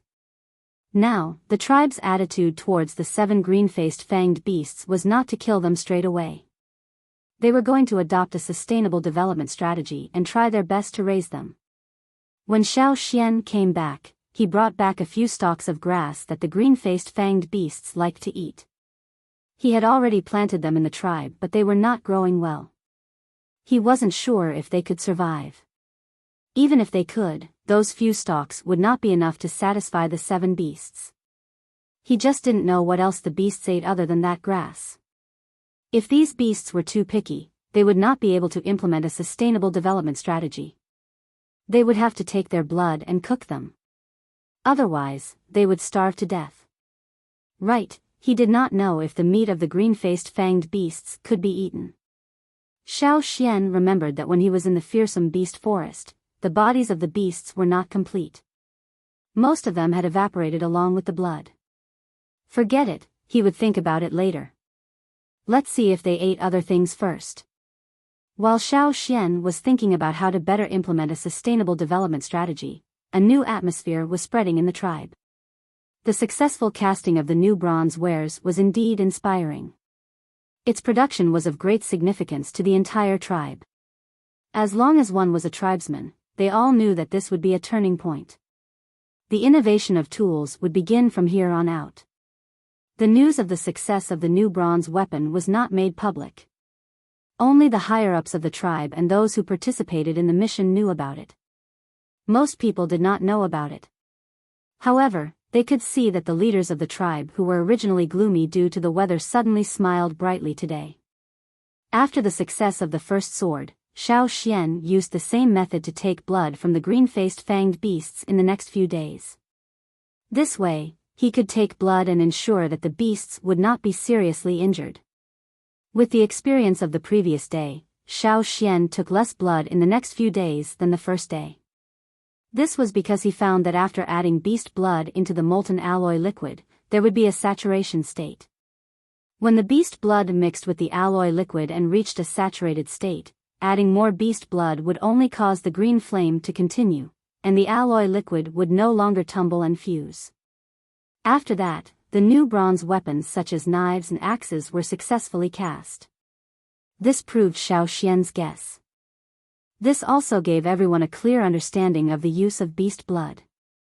They could roughly calculate how much beast blood was needed for the alloy liquid. In 7 days, Xiao Xian took 7 vials of beast blood from 7 green-faced fanged beasts. The 7 beasts were still unconscious. Including the big sword on the first day, a total of 7 weapons were made in 7 days. Most of them were large swords and axes. They were at least twice as large as the ones used by other tribesmen. After all, the Yinjiao people were very strong, and the weapons used by ordinary people were too light for them. The shape of the swords and axes came from the requirements of the warriors. It came from the habits of the warriors in the process of survival. They knew better than anyone what kind of weapon was best for them. However, 7 weapons were still not enough for everyone to share. They already had the leaders, the team leaders, and the other warriors who had made contributions. When everyone was about to start the second round of forging, the 7 green-faced fanged beasts finally woke up. After they woke up, although they were not in a good state of mind, they were still grumpy and wanted to bite everything they saw. Taking a vial of blood still affected them. The first beast whose blood was taken was still okay. After all, it had woken up in the middle of hibernation to look for food. However, the other 6 beasts were different.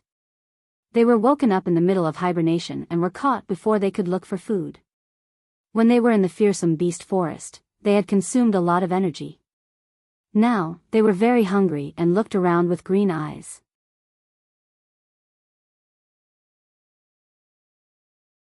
Chapter 561. The 7 green-faced fanged beasts woke up probably because they were starving and had their blood drawn. Although they didn't seem to be in a good mental state, their eyes were still ferocious. Their green, wrinkled faces looked even more ferocious.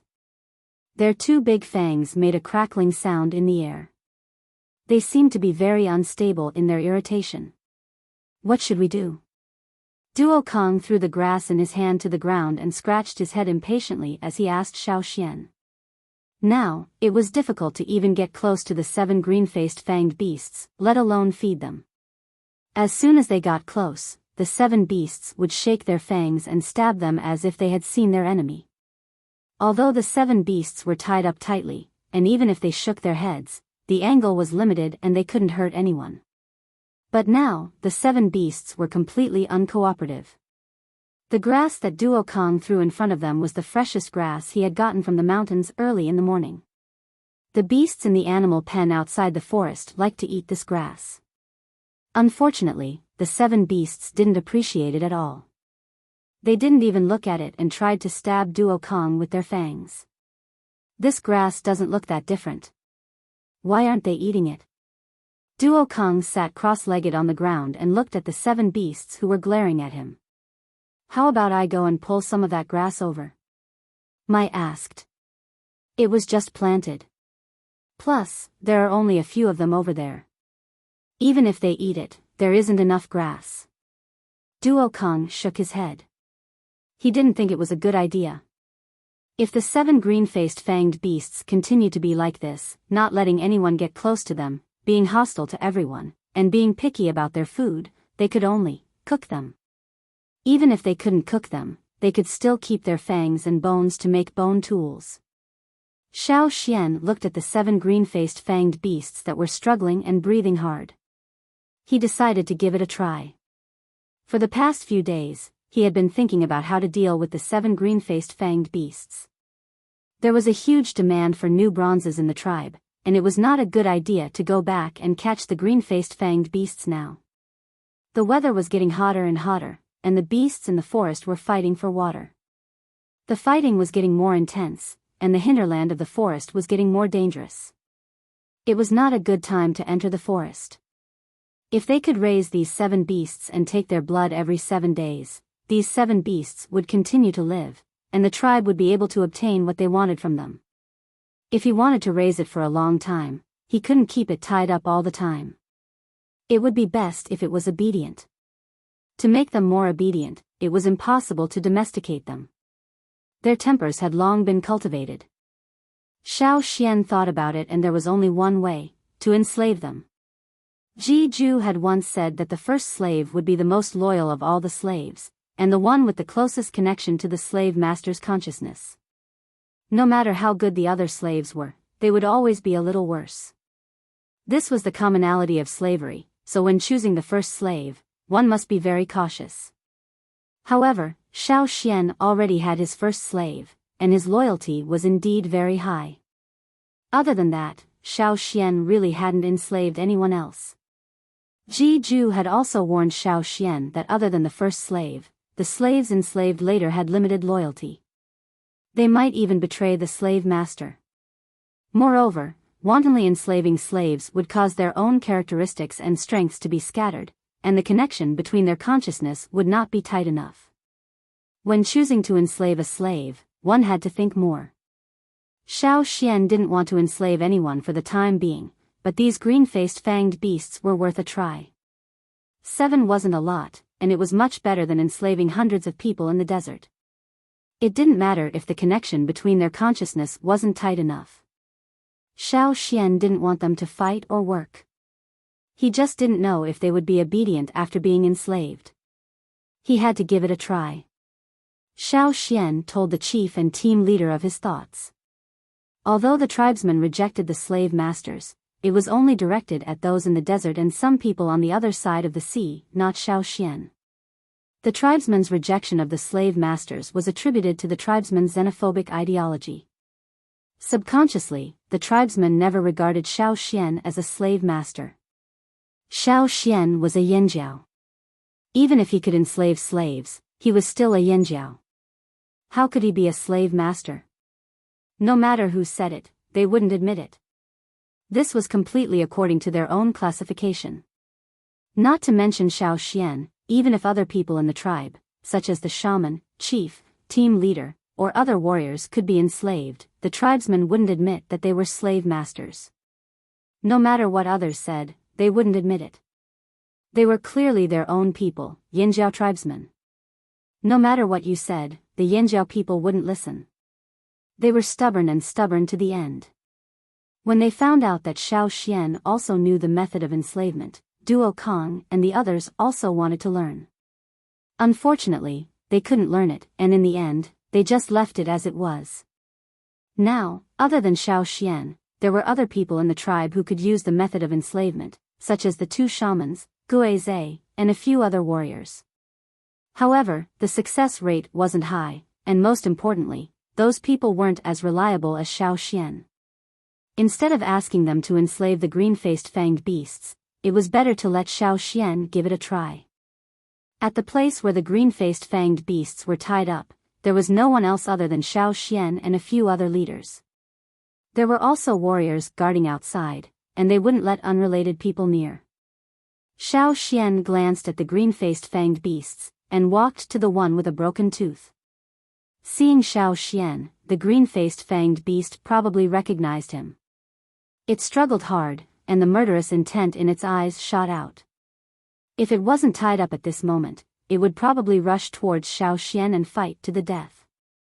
Unfortunately, now that it was tied up, it wasn't in good spirits. After struggling for so long, it was hungry and weak, and its strength was a lot weaker. It couldn't attack Xiao Xian. Staring at the green-faced fanged beast in front of him, Xiao Xian reached out his hand. Xiao Xian hadn't used the power of enslavement for a long time, and according to the rules of power flow in his memory, he slowly mobilized the power of inheritance. Xiao Xian's aura suddenly changed in an instant. In his mind, the totem flame violently rolled, and the shell wrapped around the totem flame became brighter. 5 blue flames came out of it, and the momentum was like a dragon. They rushed directly through his arm and reached Xiao Xian's 5 fingers. Puff, the blue flames came out of Xiao Xian's hand. The green-faced fanged beast that was struggling to breathe suddenly seemed to be extinguished. Not only the one in front of Xiao Xian, but the other 6 also stopped struggling, and their eyes were fixed on Xiao Xian. The blue flames wrapped around his hand, and he reached out to the green-faced fanged beast in front of him. Whoosh! A gust of wind suddenly blew in the house, and there seemed to be layers of ripples flashing in the air. The few warriors guarding outside the house were a little uncertain when they heard the wind. They looked at the trees and the weeds on the ground outside, and they didn't move much. How could they hear the wind? However, the wind was getting louder and louder, and the warriors guarding the house couldn't ignore it. Some of the small gaps in the house's doors and windows were pushed out, making a sharp sound, as if something was roaring and was about to rush out.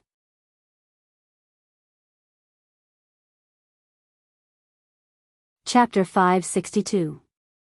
When the wind stopped blowing, the enslavement of the 7 green-faced fanged beasts was complete.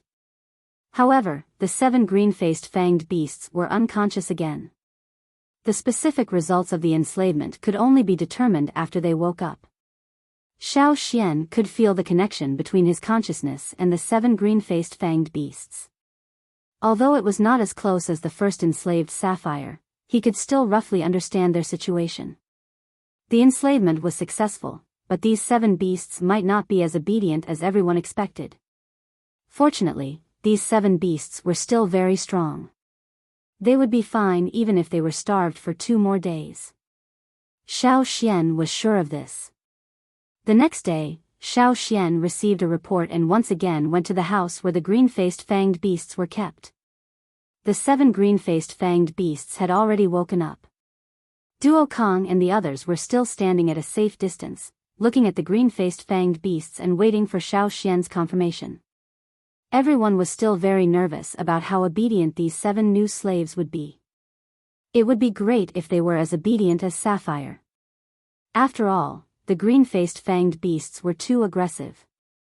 Their fangs were also dangerous. It would be bad if they stabbed the people in the tribe. The obvious difference between these 7 beasts and yesterday was that their eyes were not as fierce as before. Especially after Xiao Xian's appearance, they were much more restrained. The frequency of their nostrils snorting decreased. When Xiao Xian approached, they did not struggle. This was a good sign. Xiao Xian walked over. The first one he picked was the one with a broken tooth. As Xiao Xian approached, the green-faced fanged beast only shook a little as if it wanted to avoid him. In the end, it stopped and did not move again. Xiao Xian reached out his hand and approached the vine rope tied to the green-faced fanged beast. It just looked at him and did not intend to attack. The fanged beast did not point in the direction of Xiao Xian either. Seeing that everyone in the house was ready to defend, Xiao Xian untied the vine rope on the green-faced fanged beast. During the process, he also paid attention to the connection between him and the green-faced fanged beast. After confirming that it was not aggressive, he released the vine rope. Patter. The ropes that bound the green-faced fanged beast's head and forelimbs fell to the ground. It seemed to want to run away, but Xiao Xian held it down.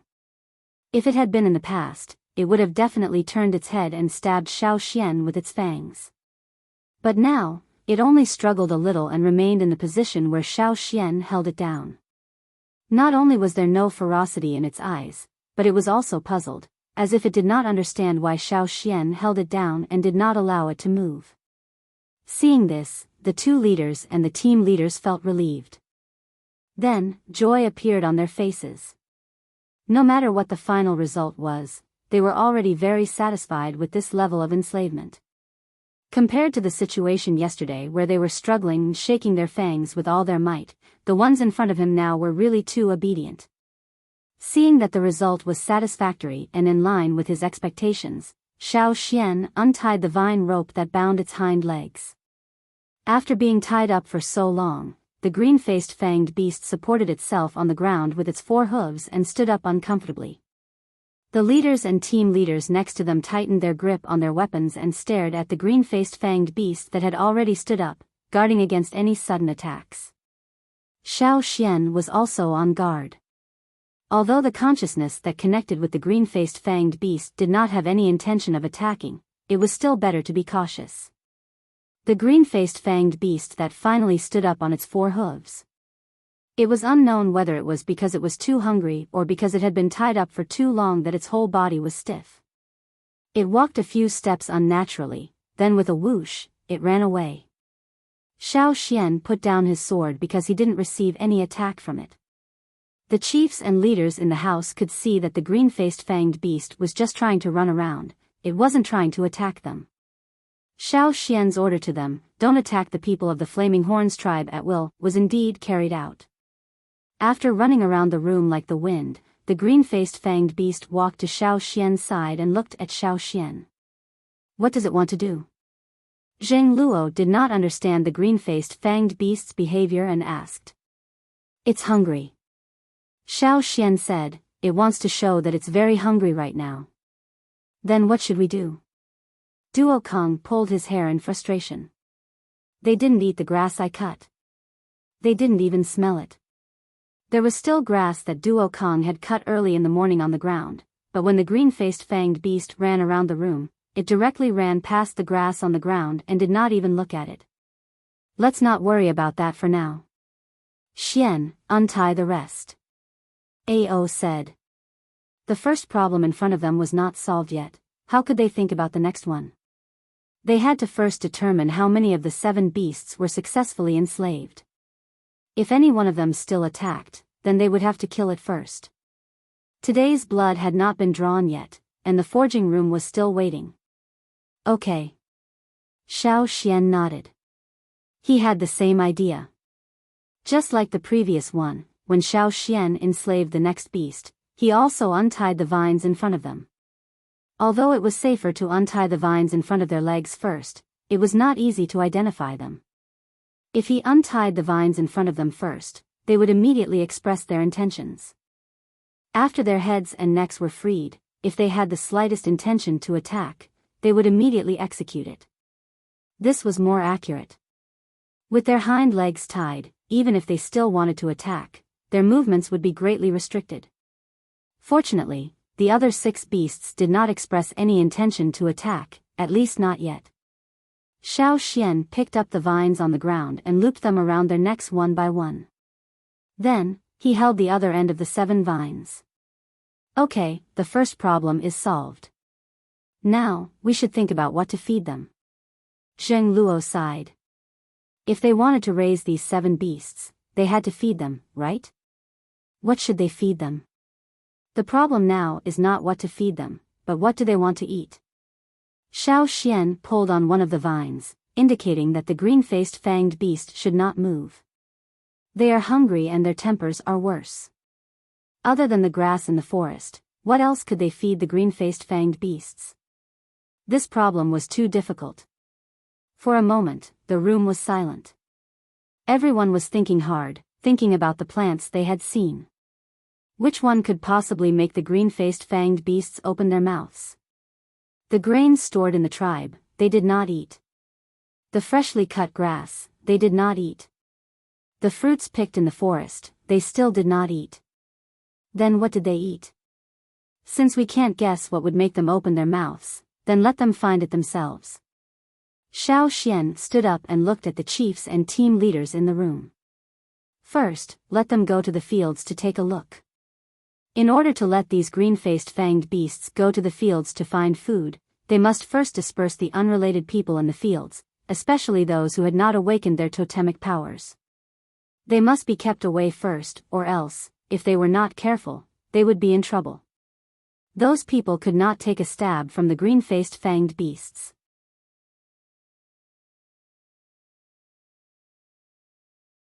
Chapter 563. On this day, everyone in the Yanjiao tribe, whether they lived in the forest or outside the forest, were told to stay at home and not go out for the time being. Many people in the tribe panicked, worried that something big had happened. The wanderers who went to work every day also panicked. They relied on their labor in exchange for food from the Yanjiao tribe. They couldn't help but wonder what had happened, and the Yanjiao suddenly sent out such a message. Were there bandits again? It shouldn't be. Even if there were bandits, it wouldn't be like this. Was there something dangerous? No matter how curious they were or what they thought, since the tribe had sent out this message, they had to do as they were told. For a moment, the forest was much quieter. In order to avoid provoking the green-faced fanged beasts, the tribe sent Caesar and the other beasts away. They didn't let them see each other. The patrolling warriors were guarding everywhere with shields and nets ready in case the green-faced fanged beasts suddenly went berserk. They could subdue them as soon as possible. The 7 green-faced fanged beasts were all taller than Xiao Xian's waist. The biggest one was as tall as Xiao Xian's chest. The rattan rope was thicker than an adult's arm. It was one of the toughest vines used to tie ferocious beasts in the tribe. It was impossible for Xiao Xian to grab all 7 rattan ropes at once. That would be inconvenient, so he simply tied one end of the 7 rattan ropes together. He only needed to control the knots made by the 7 rattan ropes. The 7 green-faced fanged beasts were very excited when they were finally released. They wanted to fly away immediately, but their necks were tied and the other end of the rope was firmly controlled by Xiao Xian. They couldn't run away. After being enslaved, the slaves were afraid of their masters, so they didn't dare to use their fangs to break the vines. However, once they slowed down, they couldn't fly anymore.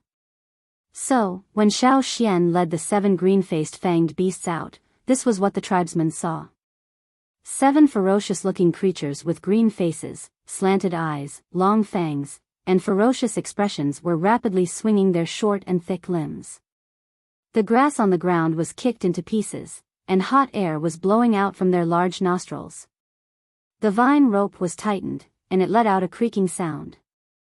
Fortunately, it was strong enough that it did not break. Is everything ready? Xiao Xian looked at Duo Kong, who was running over from outside the forest. All right, other than the patrol team and the guards there is no one else. Duo Kong rubbed his hands and stared at the 7 green-faced fanged beasts eagerly. He kept muttering in his heart, choose something to eat. Don't choose nothing. How are we going to raise them? After getting a definite answer, Xiao Xian walked forward. The 7 green-faced fanged beasts had already kicked out 4 holes in the ground. Now that Xiao Xian moved, they became even more active and wanted to rush forward. If it wasn't for Xiao Xian holding them back, they would have run away again. Xiao Xian originally thought that the green-faced fanged beasts would sniff around when they were looking for food, but this was not the case. Other than the short pause when they were released, they tried to rush out of the forest. The 7 of them were running in the same direction. They did not run in different directions like Xiao Xian thought. Xiao Xian followed them outside. Because they were walking on a paved road, there were no trees in the way, so this part of the journey was very smooth. They wanted to walk in a straight line, but if they walked in that direction, they would go off the road and into the forest. There would be more trees to interfere with them, and the 7 vine ropes might even entangle them. What Xiao Xian did was to pull them back every time they ran out of the path. 7 green-faced fanged beasts pulling them together. If it was someone from another tribe, they might not be able to handle it alone. After the patrolling warriors saw this, they discussed it with their companions. I heard that those things can fly on the grass. But they look very heavy, and I don't see them flying. But why are the chiefs and leaders following us? They seem very nervous. Finally, they were out of the forest. There were no trees around, so Xiao Xian did not force them to follow the path anymore. Instead, he followed them. There was a lot of farmland outside the forest. It was reclaimed after the destruction of the Wuxia tribe. In the direction where the green-faced fanged beasts ran, the planting time was relatively late. Most of the seeds were planted with the seeds given by Ji Ju. They felt that this winter would not be too cold, so they tried to plant them. There were not many of them, and the area was not big. The planned plots of farmland were guarded by warriors. In the past, there would be tribesmen working here, but today they were all chased back home. Xiao Xian knew what kind of crops were planted on each plot of land. He had already prepared an animal skin roll, and on it, there were plots of farmland. When he led the green-faced fanged beasts through the farmland, 2 green-faced fanged beasts stopped running next to a field. They wanted to rush into the field, but the other 5 beasts did not seem to want to stop. Xiao Xian made a mark on this piece of land on the animal skin roll, and then asked the warriors guarding there to cut a few leaves from the ground. Because these were planted late, the seedlings were not tall, and the leaves were not big. Xiao Xian handed 2 narrow leaves, about the length of a finger, to the 2 green-faced fanged beasts that stopped just now. These 2 beasts sniffed the leaves, then opened their mouths a little and bit the leaves into their mouths. Looking at the way they ate, it seemed like they were forcing themselves to eat. As for the other 5 beasts, they did not even force themselves to eat. They simply sniffed and did not open their mouths. They struggled with the vine rope and wanted to run forward. No matter what, at least 2 beasts could open their mouths. The chief and team leaders behind suddenly let out a long sigh of relief, and a smile appeared on their faces. Xiao Xian continued to walk forward. Every time a green-faced fanged beast stopped, he would do the same test. Then, according to the reaction of the 7 beasts, he would make a mark on the animal skin roll. How many green-faced fanged beasts were interested in a particular plant, and which ones they were interested in, were all recorded.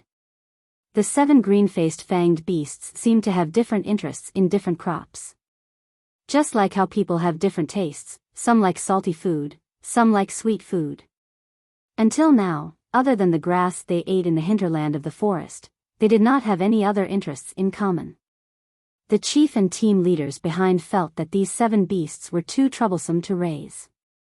The food they fed was different, and they all picked the precious crops from the seeds of the Ji family on the other side of the sea. In such a strange climate, when people in small tribes had to eat tree bark and soil, they still had to feed the beasts with precious crops? It was too extravagant. Seeing that they were still struggling, Duo Kong and the others couldn't help but want to go over and twist their heads off. Moreover, a beast ate better than them. What kind of feeling was that? They had never thought about it before.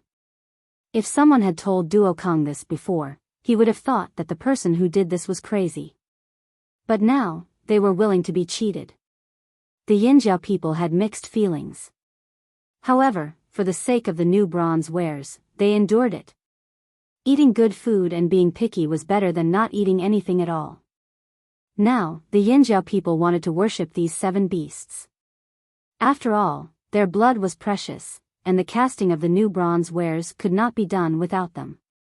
While everyone had mixed feelings, the 7 green-faced fanged beasts led by Xiao Xian stopped at the same place at the same time. Everyone raised their heads and looked in front of them. It was a fence made of tall wooden stakes. This was the place where Xiao Xian had knocked out Robber 7 with a slap.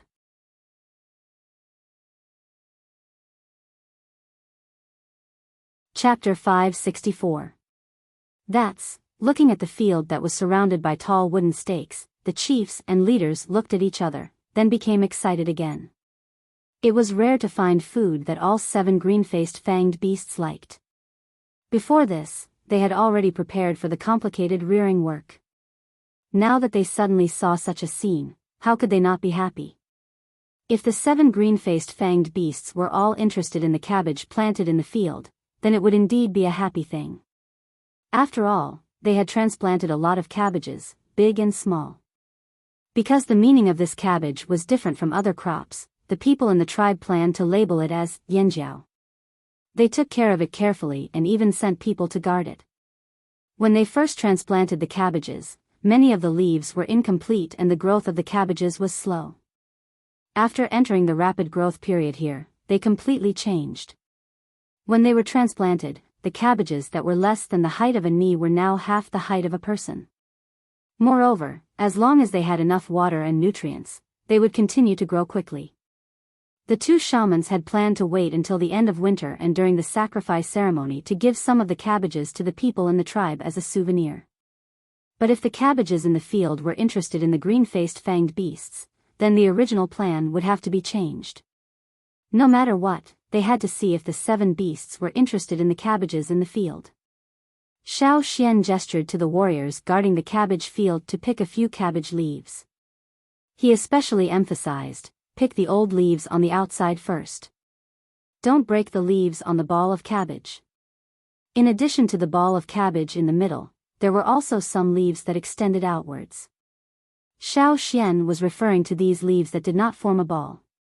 With the green cabbage leaves in hand, the 7 green-faced fanged beasts stared at the leaves in Xiao Xian's hand. However, they still glanced at the cabbage field from time to time.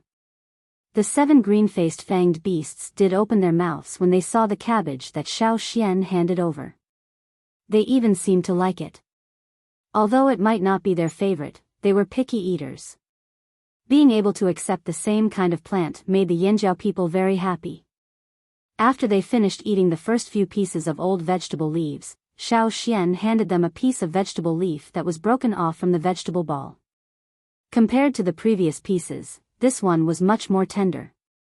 Obviously, the 7 green-faced fanged beasts preferred the latter. Not to mention the 7 green-faced fanged beasts, even the tribesmen preferred the leaves on the vegetable balls. Should he give the cabbage to the 7 beasts while he gnawed on the old leaves outside? Just thinking about it made him feel unbalanced. Let's feed those old leaves first. We'll talk about it later, Xiao Xian said. The other chiefs and leaders had the same thought. Based on their current knowledge and outlook on life, this was the first time they encountered a situation where they ate worse than the ferocious beasts. Even those old vegetables could not be eaten by many people in the tribe. Moreover, the old leaves couldn't be picked recklessly. If the cabbage wanted to grow, it still needed these broad and green leaves to grow. Fortunately, today's goal was achieved. After walking around the field and counting, the only thing that the 7 green-faced fanged beasts liked was cabbage. As for the other crops, there were always a few among the 7 beasts that had different preferences. But it didn't matter. If the cabbage wasn't enough, they could use other crops to make up the numbers. Anyway, Xiao Xian had already recorded the preferences of the 7 beasts. These 7 beasts were also numbered with paint so that the people who fed them in the future would be able to match them. After solving the food problem of the green-faced fanged beasts, the worries in everyone's hearts were finally relieved. Because the green-faced fanged beasts had a bad temper, the tribe decided to raise them in another place. There were many mountains near the tribe, and there were large and small caves in the mountains. One of the caves in the mountains had been excavated by the tribesmen and was divided into several small rooms. One end of the room was blocked by a stone pillar, and the other end was opened up. When the green-faced fanged beasts were not hibernating, they liked to move around alone. Therefore, 7 small rooms were excavated so that they could have their own territory and avoid fighting. Right now, they were still hibernating. If they continued to sleep, they would like to huddle together, so the other end of the 7 small rooms would lead to the same empty room. They didn't know what the inside of the green-faced fanged beast's cave looked like. After the excavation, they put some hay in the same way as in the animal pens.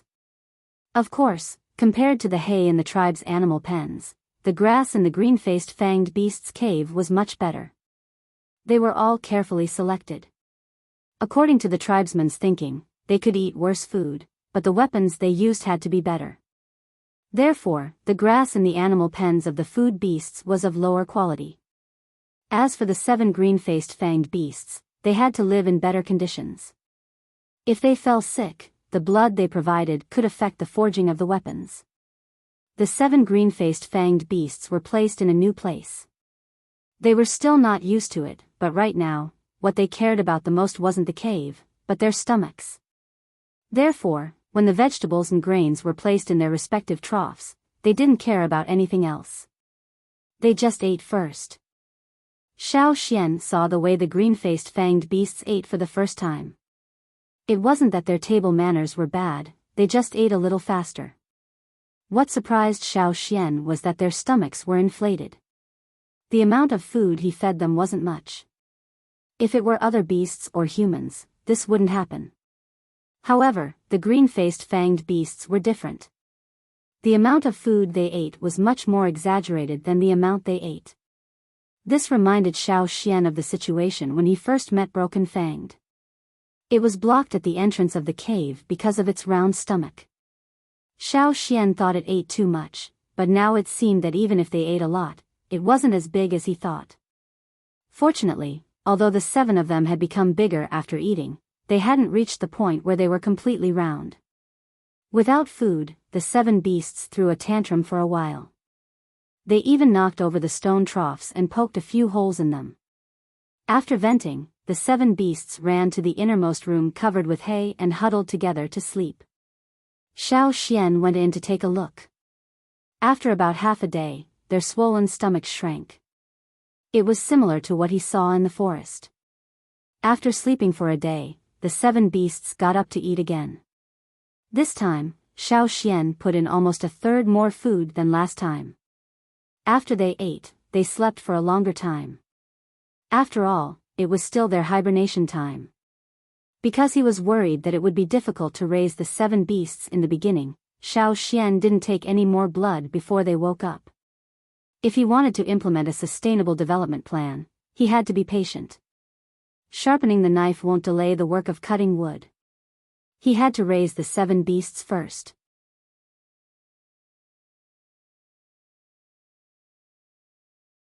Chapter 565.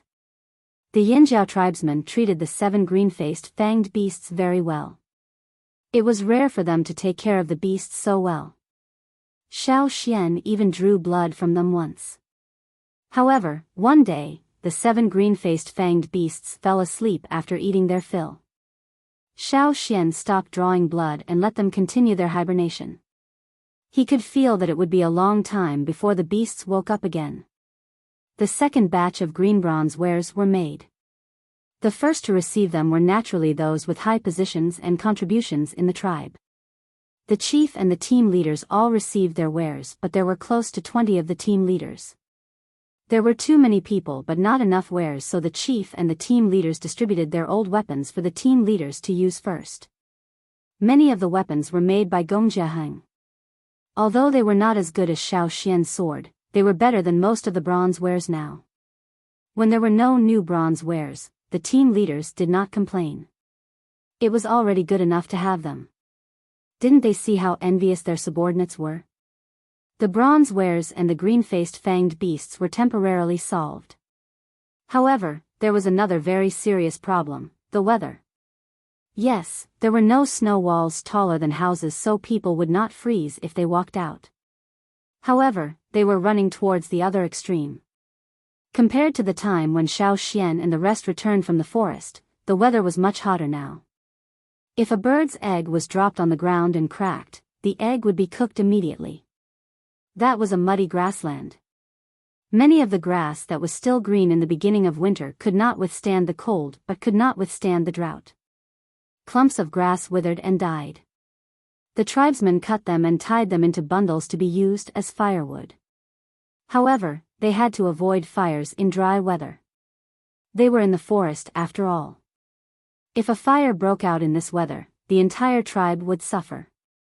Hence, under Xiao Xian's suggestion, the tribe strengthened their management of the fire, especially the people who lived in the forest. They were all warned. According to the warriors who went out to scout, the fighting outside had become more and more intense. Before, it was only some small tribes that were fighting. Now, some large and medium-sized tribes had joined in the fight. Just like the rules in the forest, only the strong could have more resources.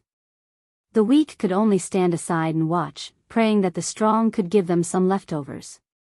A few days ago, the Lu tribe sent people over with more than 30 dumb birds. They wanted to trade for water and some other things with the flaming horns. Due to the hot weather, the Lu tribe's large-scale breeding of all kinds of animals was not in good condition. However, the chief of the Lu tribe had made a wise decision this year. They had sold most of the animals in the tribe at the beginning, leaving behind only the young ones. Nearly half of the animals were sold to Yanjiao and the other half were sold to various large and medium-sized tribes. Therefore, although the weather was getting hotter and hotter in winter, they could still maintain a normal life.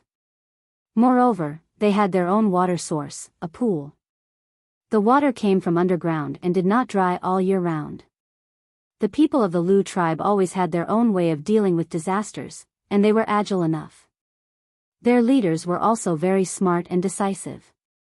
Therefore, even if they encountered natural disasters, they would be able to avoid them smoothly. This was something that the other large tribes all knew. However, this year's weather was beyond the Lu tribe's imagination. They thought that even if it was hot this year, it would not be much hotter than last year. However, this was not the case. They were too naive. The hot Yangguang baked the earth every day. Many plants that were far from the water source and could not withstand the drought died because of the drought. Last year, a batch of them were eliminated. This year, even more were eliminated. Only those plants and animals that could withstand the drought could survive in this climate. It's dangerous.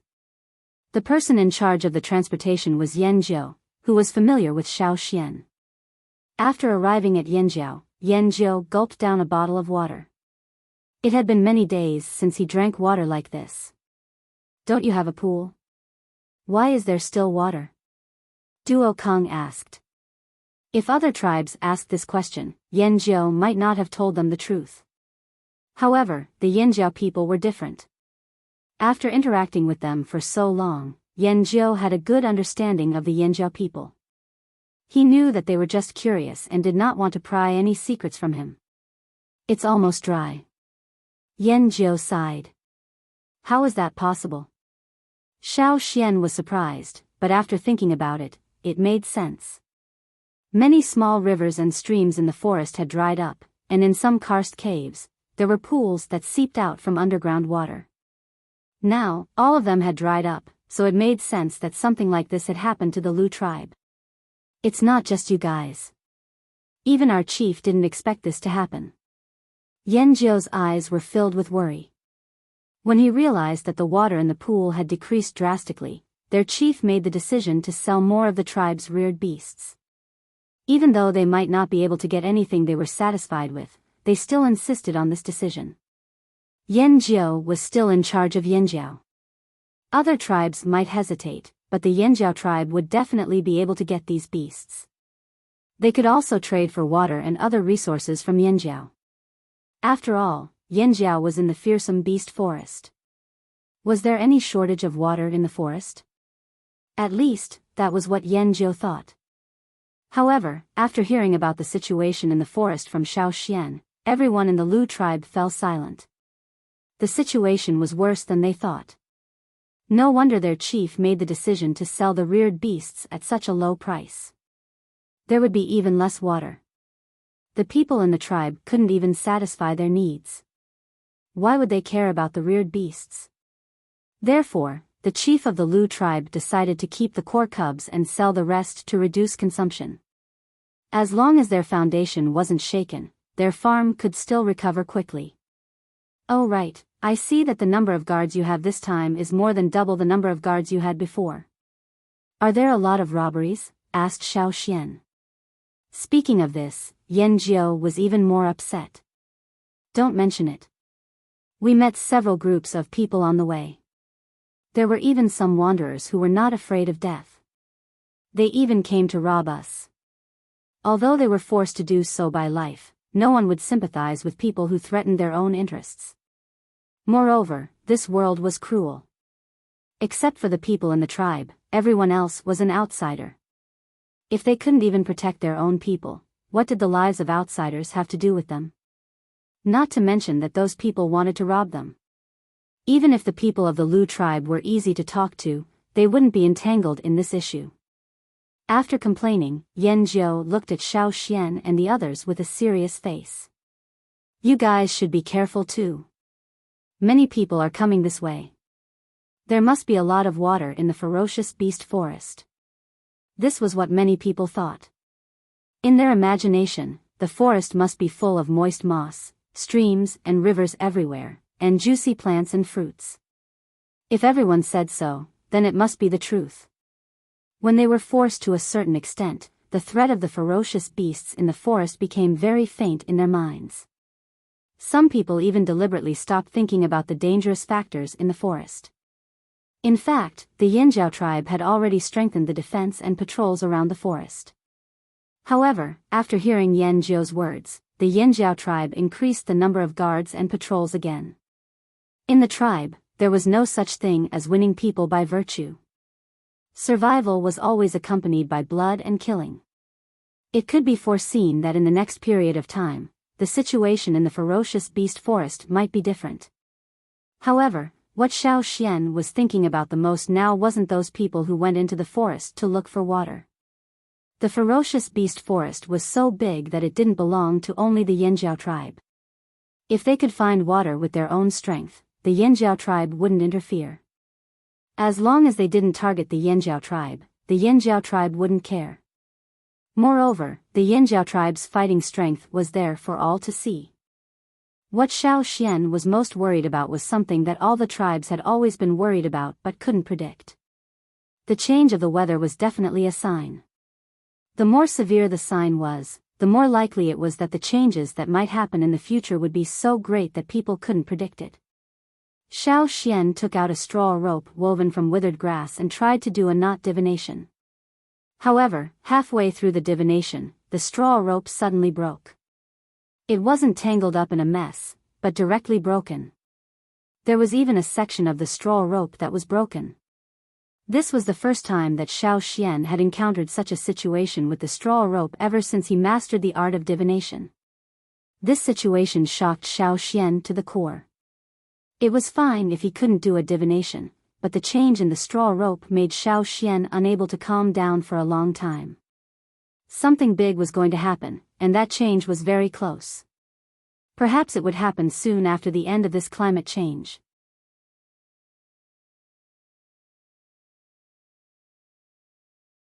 Chapter 566. When the Lu tribesmen went back, Xiao Xian and a group of Yinjiao warriors saw them off and went out to see what the situation was like outside. Along the way, they encountered several waves of robbers. Just like what Yan Jiao had said, those people were crazy and had lost their minds. They didn't even try to judge the difference in strength between the two sides. They just wanted to kill and rob. Among the robbers, there were warriors from unknown tribes, and there were also wanderers. It was not easy for wanderers, who were at the bottom of the food chain, to reach here alive. But when people lost their minds and became crazy, they would do unimaginable things. Under normal circumstances, they wouldn't dare to attack the warriors of the tribe. That would be courting death. In addition, Xiao Xian saw some corpses that had been dead for a long time. The corpses were covered by flying insects that liked rotting flesh. Even the scavenger birds couldn't drive them away. Whether it was humans, animals, or insects, they were all driven to extremes by today's climate. They were so used to the weather that they couldn't adapt to the changes in the past 2 years. After going outside to take a look, Xiao Xian returned to the tribe. He saw the patrolling warriors standing in the shade of the trees, their eyes scanning the surroundings like eagles. They were more nervous than when he left the tribe. What happened? Xiao Xian asked a warrior who was patrolling the border of the tribe. Someone ambushed us. The team leaders have already brought people to guard the area. The person pointed. That's where the fight happened. Xiao Xian followed the warrior's finger. It was close to the place where the wanderers were placed when they first arrived. It was on the edge of the fearsome beast forest. The people who attacked the Yinjiao came from there. But as soon as they stepped into the Yinjiao territory, they were killed by the Yinjiao warriors who had been guarding there for a long time. There was the smell of blood around. Many flying insects and scavenger birds were wandering around. There were some broken stone knives and polished weapons on the ground. Under such circumstances, it was impossible for the Yinjiao people to be merciful, so Xiao Xian didn't ask anything else. He only asked how the bodies of the invaders were dealt with. On such a hot day, it was not a good idea to just leave it there. Moreover, they didn't know if those people were sick. According to the Lu tribesmen, some of the tribes had fallen sick. How sick they were and how they got sick, the Lu tribesmen didn't know. However, they had to be prepared for the worst. When Xiao Xian arrived, Ao was commanding his men to drag the corpses of the intruders into the forest and feed them to the beasts. At Xiao Xian's suggestion, they dragged them out of the forest and set them on fire. There were many people who took the initiative to attack Yinjiao, but they were all killed one after another, including the tourists. In the wanderer area outside the forest, someone did not return after going out. When his family went out to look for him, they only found a skeleton. That wanderer knew someone. When the Yinjiao tribe first came here, they also came here together. However, the other wanderer left halfway to rely on another tribe. Now, the weather was abnormal and survival was difficult. The wanderer came back. Because the guards patrolling outside Yinjiao didn't allow outsiders to enter, he could only use a whistle to call for his old friend. The wanderer who lived in Yinjiao's territory was soft-hearted because of their old friendship. As a result, he lost his life. Not only was his water jar stolen, but he was also stabbed several times and died. The two chiefs of Yinjiao didn't hide this matter. They just wanted to warn the wanderers not to go out and stay at home. If they didn't want to, they could leave. Because of what happened between the invaders and the wanderers, the people in the tribe who were disloyal temporarily stopped thinking about it.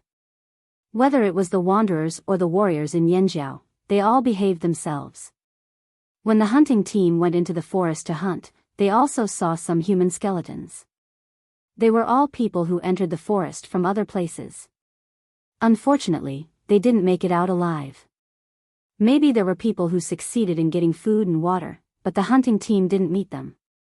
Days passed, and the weather was still hot. Whether it was people or beasts, they were all dispirited by the heat. Xiao Xian made a pair of copper scissors. It was only used to cut hair and fur of ferocious beasts, so it was only cast in the ordinary way. Compared to a knife, scissors were much more convenient to cut hair and fur. Because the weather was too hot, sweat stuck to their messy hair and mixed with the dust, forming clumps. Many warriors were too lazy to take care of their hair. They simply tied their hair with straw ropes and put on a hat made of leaves before they went out to carry out the mission. Because of the lack of water, even if they could find water in the ferocious beasts' forest, they couldn't bathe every day. Therefore, day by day, their hair was knotted and difficult to comb. It was like they had returned to the beginning. They gradually let go of the habit of combing their hair. The scissors made by Xiao Xian helped them a lot. They came one by one to borrow the scissors to cut their hair. At this time, there was no concept of our bodies, hair, and skin were given to us by our parents.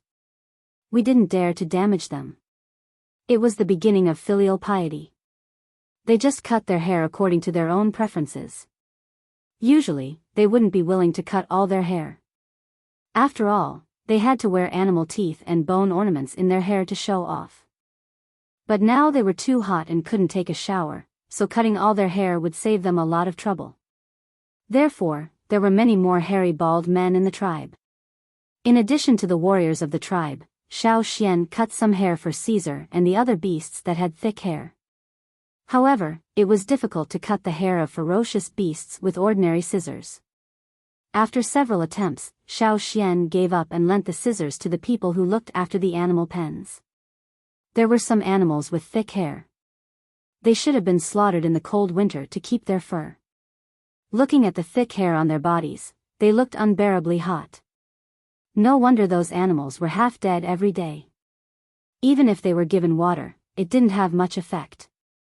The hot weather slowly passed as people prayed and cursed. When 2 thin crescent moons appeared in the dark night sky, the entire Yanjiao tribe, no, it should be said that almost all the tribes, people, and beasts on this land breathed a sigh of relief. Some even cried tears of joy. The appearance of the 2 crescent moons meant that according to the time, winter had passed. This kind of winter, for the people on this land, was simply suffering every minute and every second. They had never experienced winter like this before. After the end of winter, did it mean that this kind of weather would completely leave them and everything would return to normal? Everyone was looking forward to it. After the appearance of the 2 moons, on the second day of Yanjiao's sacrificial ceremony, the temperature began to drop. The wind became stronger and stronger.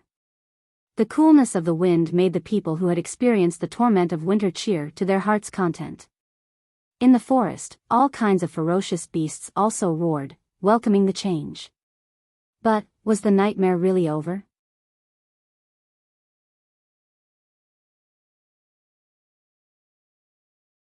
Chapter 567. After the strong wind, big raindrops fell.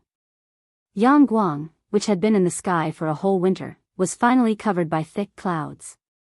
For many people on the land, they had never felt so close to the clouds. The raindrops fell quickly, and soon, it was like a torrential downpour. The thirsty earth greedily absorbed the rainwater, and the smell of mud floated everywhere. The wanderers excitedly carried the terracotta tanks out to collect water. In the past winter, they used their labor to exchange for food and water from the Yanjiao. They didn't get much, and some people complained. But when they learned about the situation outside, no one complained anymore. They were afraid of being driven away. Although they didn't get much water, at least it was enough to support them until now. The heavy rain seemed to have extinguished the fire in the fearsome beast forest. The fierce beasts that had been irritable for a whole winter were appeased. From their carefree roars, one could guess their mood. The people in the tribe each had their own responsibilities. Some were on guard duty, some were taking care of the farmland, some were managing the animal pens, some were making pottery, and some were weaving. They were all ready to start work. Before, it was too hot, and they didn't even want to move, so the work at hand was naturally put on hold. Now, they could finally start again. The withered seedlings in the field were also energetic, and the leaves in the forest looked a lot greener. Although the extreme weather had passed, the guards and defenses were not lowered. The 2 leaders took turns to go out and supervise every day. Even in the stormy weather, they did not let up. Everything, be careful. This was what the 2 shamans said after the sacrifice. Although the 2 of them didn't know what would happen, they had a strong sense of crisis. It didn't matter which tribe it was against, it was just an indescribable sense of danger. If the 2 shamans had different opinions, there might be a dispute. But both shamans said the same thing. For the Yanjiao people, this meant that something was going to happen. They couldn't be careless. On a sunny day after the rain, the hunting team set out to hunt in the mountains. Xiao Xian followed the team into the forest. The green-faced fanged beasts had already been fed with blood, so naturally, there was someone to take care of them. He didn't need to keep an eye on them. Entering the forest once again, the group discovered that many trees in the forest had turned black. It was the appearance of a withered tree. Some of the lifeless trees had already been bitten full of holes by insects. If they were chopped down, a large number of small insects would gush out. Carrying the prey, Xiao Xian and the rest of the team arrived at the cave where they were resting. I remember that there used to be a stream here. Xiao Xian pointed to a spot on the mountain and said. Indeed, but I don't see it now. Perhaps there will be no more water after the winter dries up, Mai said. He was not very familiar with the various reasons for the formation of streams. He only knew that even if the water in the streams dried up in autumn and winter, it would flow again in spring when the snow melted or a large amount of rain fell. But now, the stream in front of the mountain was gone, and he could not explain why. If it's gone, then so be it. As he spoke, Mai carried the prey into the cave. The others looked around and didn't see anything, so they followed him into the cave. Only Xiao Xian stood outside, looking at the original location of the stream. I'll go take a look at the other place, Xiao Xian said to the rest in the cave. Out of curiosity, Mai and the other warriors followed Xiao Xian. They wanted to see what Xiao Xian had found. Xiao Xian remembered that there was a river nearby. It wasn't very big, but there were often some river beasts ambushing in it. The stream had stopped flowing.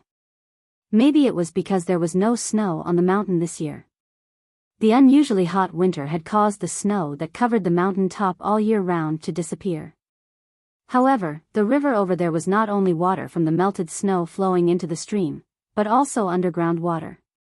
It rained so heavily a few days ago. Even if the stream couldn't form, the rainwater that flowed into the river, and the water that seeped into the rocks and soil of the mountain should have risen a lot, right? It had rained quite heavily a few days ago. However, when Xiao Xian went over, he found that there were only a few small fish swimming lazily in the river. He didn't see any slightly bigger river beasts. The reason was that the river level was too low. The river was too shallow.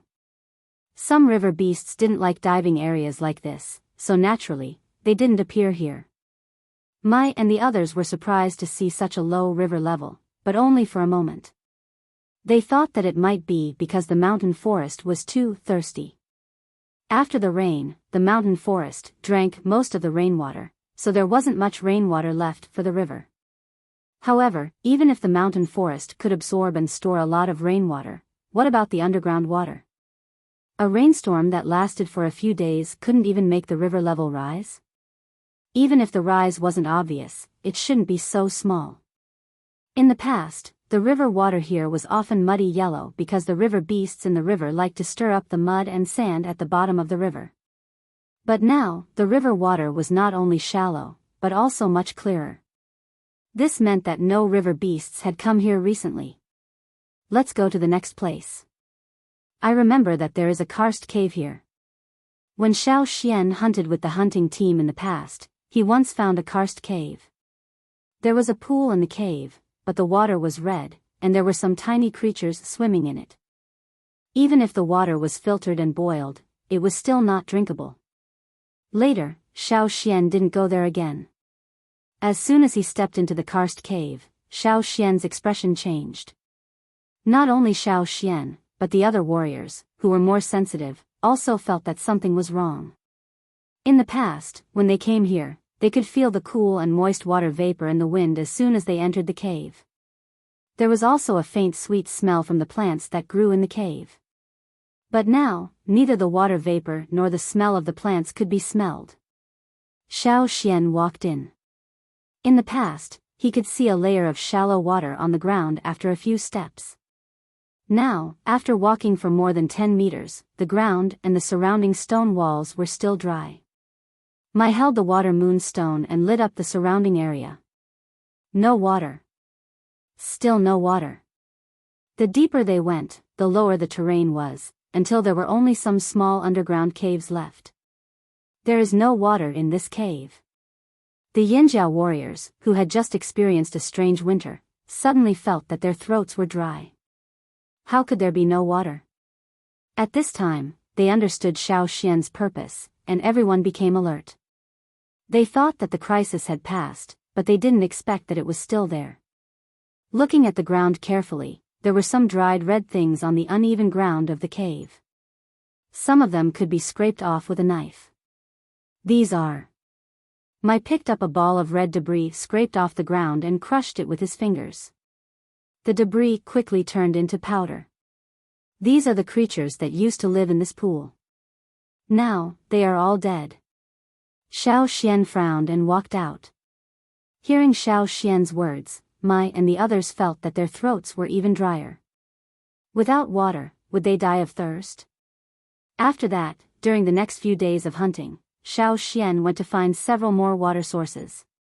The weather looked normal, but the water level of many water sources was still falling, especially those that came from underground water. Almost none of them looked the same as before. Most of them had dried up, and those that didn't were on the verge of drying up. It was only a matter of time before they completely dried up. At the same time, in the Lu tribe, they thought that the dark period was over, but they didn't expect that the days were not so good. The water level of the pool that their tribe had always occupied had fallen even lower. It didn't rise because of the previous rainstorm. They could clearly see that the surrounding rainwater was pouring in, but the water level in the pool was still falling. Why?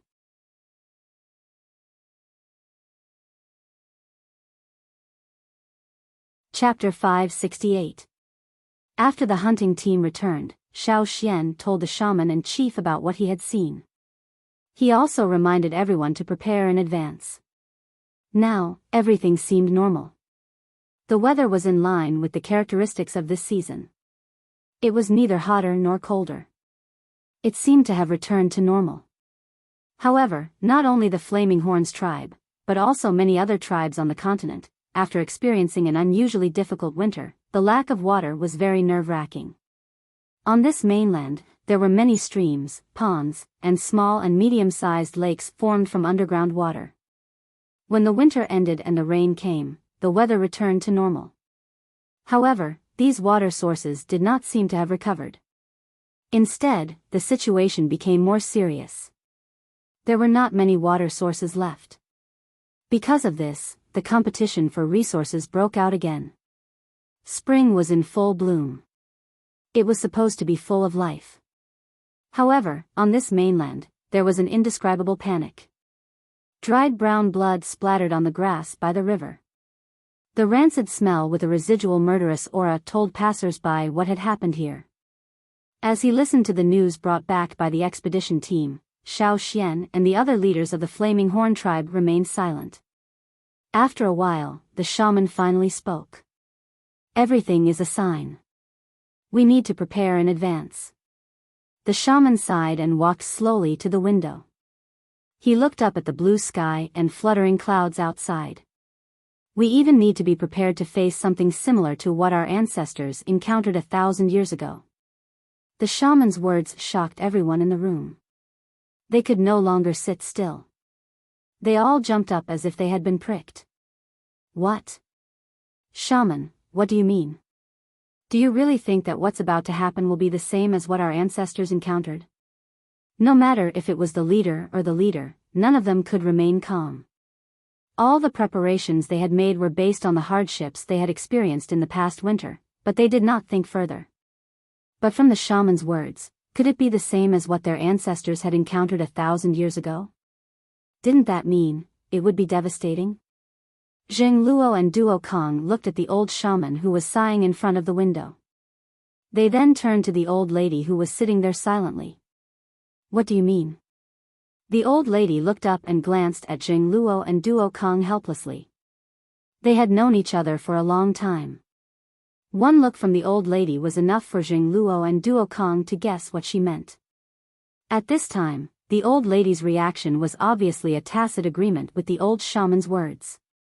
In other words, she had the same idea. Shock, fear, panic, all the emotions ran through their minds.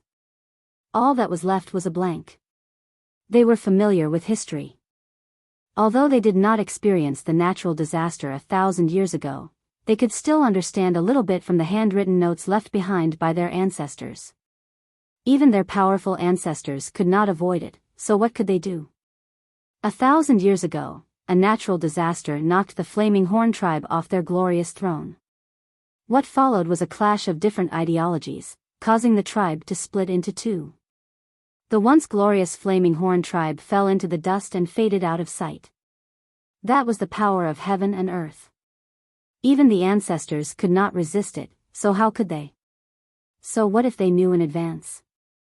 Could it be that their ancestors could not foresee it? Even if they could not foresee the specific things, they could at least have a hunch, right? But the result was still the same. Yinjiao people might fight for other things, but if it was the same natural disaster 1,000 years ago, they were afraid. What should we do? Ao clenched his fists and trembled slightly. What should they do? That was what everyone wanted to know. Once again, the room fell into a silence that resembled the silent night. The surroundings were filled with a low pressure that made people feel cold. Even when the warm wind from outside the window blew in, it did not improve the atmosphere that had dropped to the freezing point. Everyone's thoughts were scattered in all directions. The more they thought, the more shocked they were. The more they thought, the more they felt like their bodies were frozen. Less than 4 years after coming to the old haunt, they thought they could have a new beginning. But now that they heard the news, it was like everyone's hope had been destroyed. Human power could stop it, but the power of the heavens was unstoppable. That was what every tribesman thought. After an unknown amount of time, the people in the room began to look at Xiao Xian. Xiao Xian, who was deep in thought, finally reacted. He raised his head and saw that everyone in the room was staring at him. What? Xiao Xian was confused.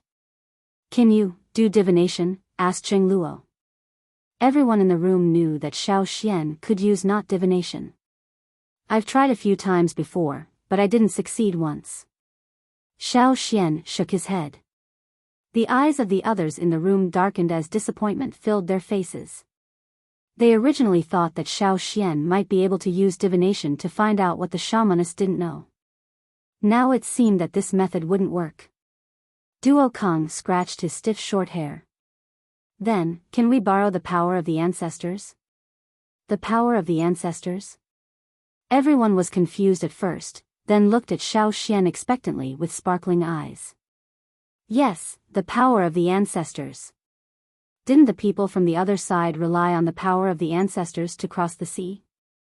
It was said that not everyone could use such powerful ancestral power. Even the ancestors from 1,000 years ago could not get as much power from the bone ornaments as Xiao Xian. Xiao Xian took out the bone ornament necklace he always wore. He took a deep breath and sighed. The ancestral bone ornaments might not work. We used too much power to cross the sea. The bone ornaments haven't recovered yet. Even if we can use them, they might not be able to help us much. Right now, the 6 bone ornaments on the necklace were a little brighter than when they had just crossed the sea. However, it was still incomparable to before. It was like an exhausted person who had not had enough time to rest, and his strength had yet to fully recover. If they used them again, not only would they not be able to reach their peak power, they might lose more than they gained. They couldn't put all their hopes on the bone ornaments. They had to think of another way. We can't do this, we can't do that. What can we do? Can we leave the old haunt? Duo Kong muttered. As soon as Duo Kong finished speaking, he was glared at by everyone in the room. How could he say that? This was the old haunt. How could they leave so easily? But, the situation now was indeed different from 1,000 years ago. There was no fire seed in the old haunt now. Even if the entire tribe moved to another place, theoretically speaking, it was still possible. No one wanted to leave. Even if there was no fire seed, they still had a sense of belonging. But wasn't this a special situation? The tribe could leave first, find a place to hide, and wait for the disaster to pass before returning. Thinking about it this way, it seemed possible. You're tuning into the Biyao's Wuxia Chronicles YouTube channel. Don't forget to subscribe and join us on this journey to catch the most captivating stories.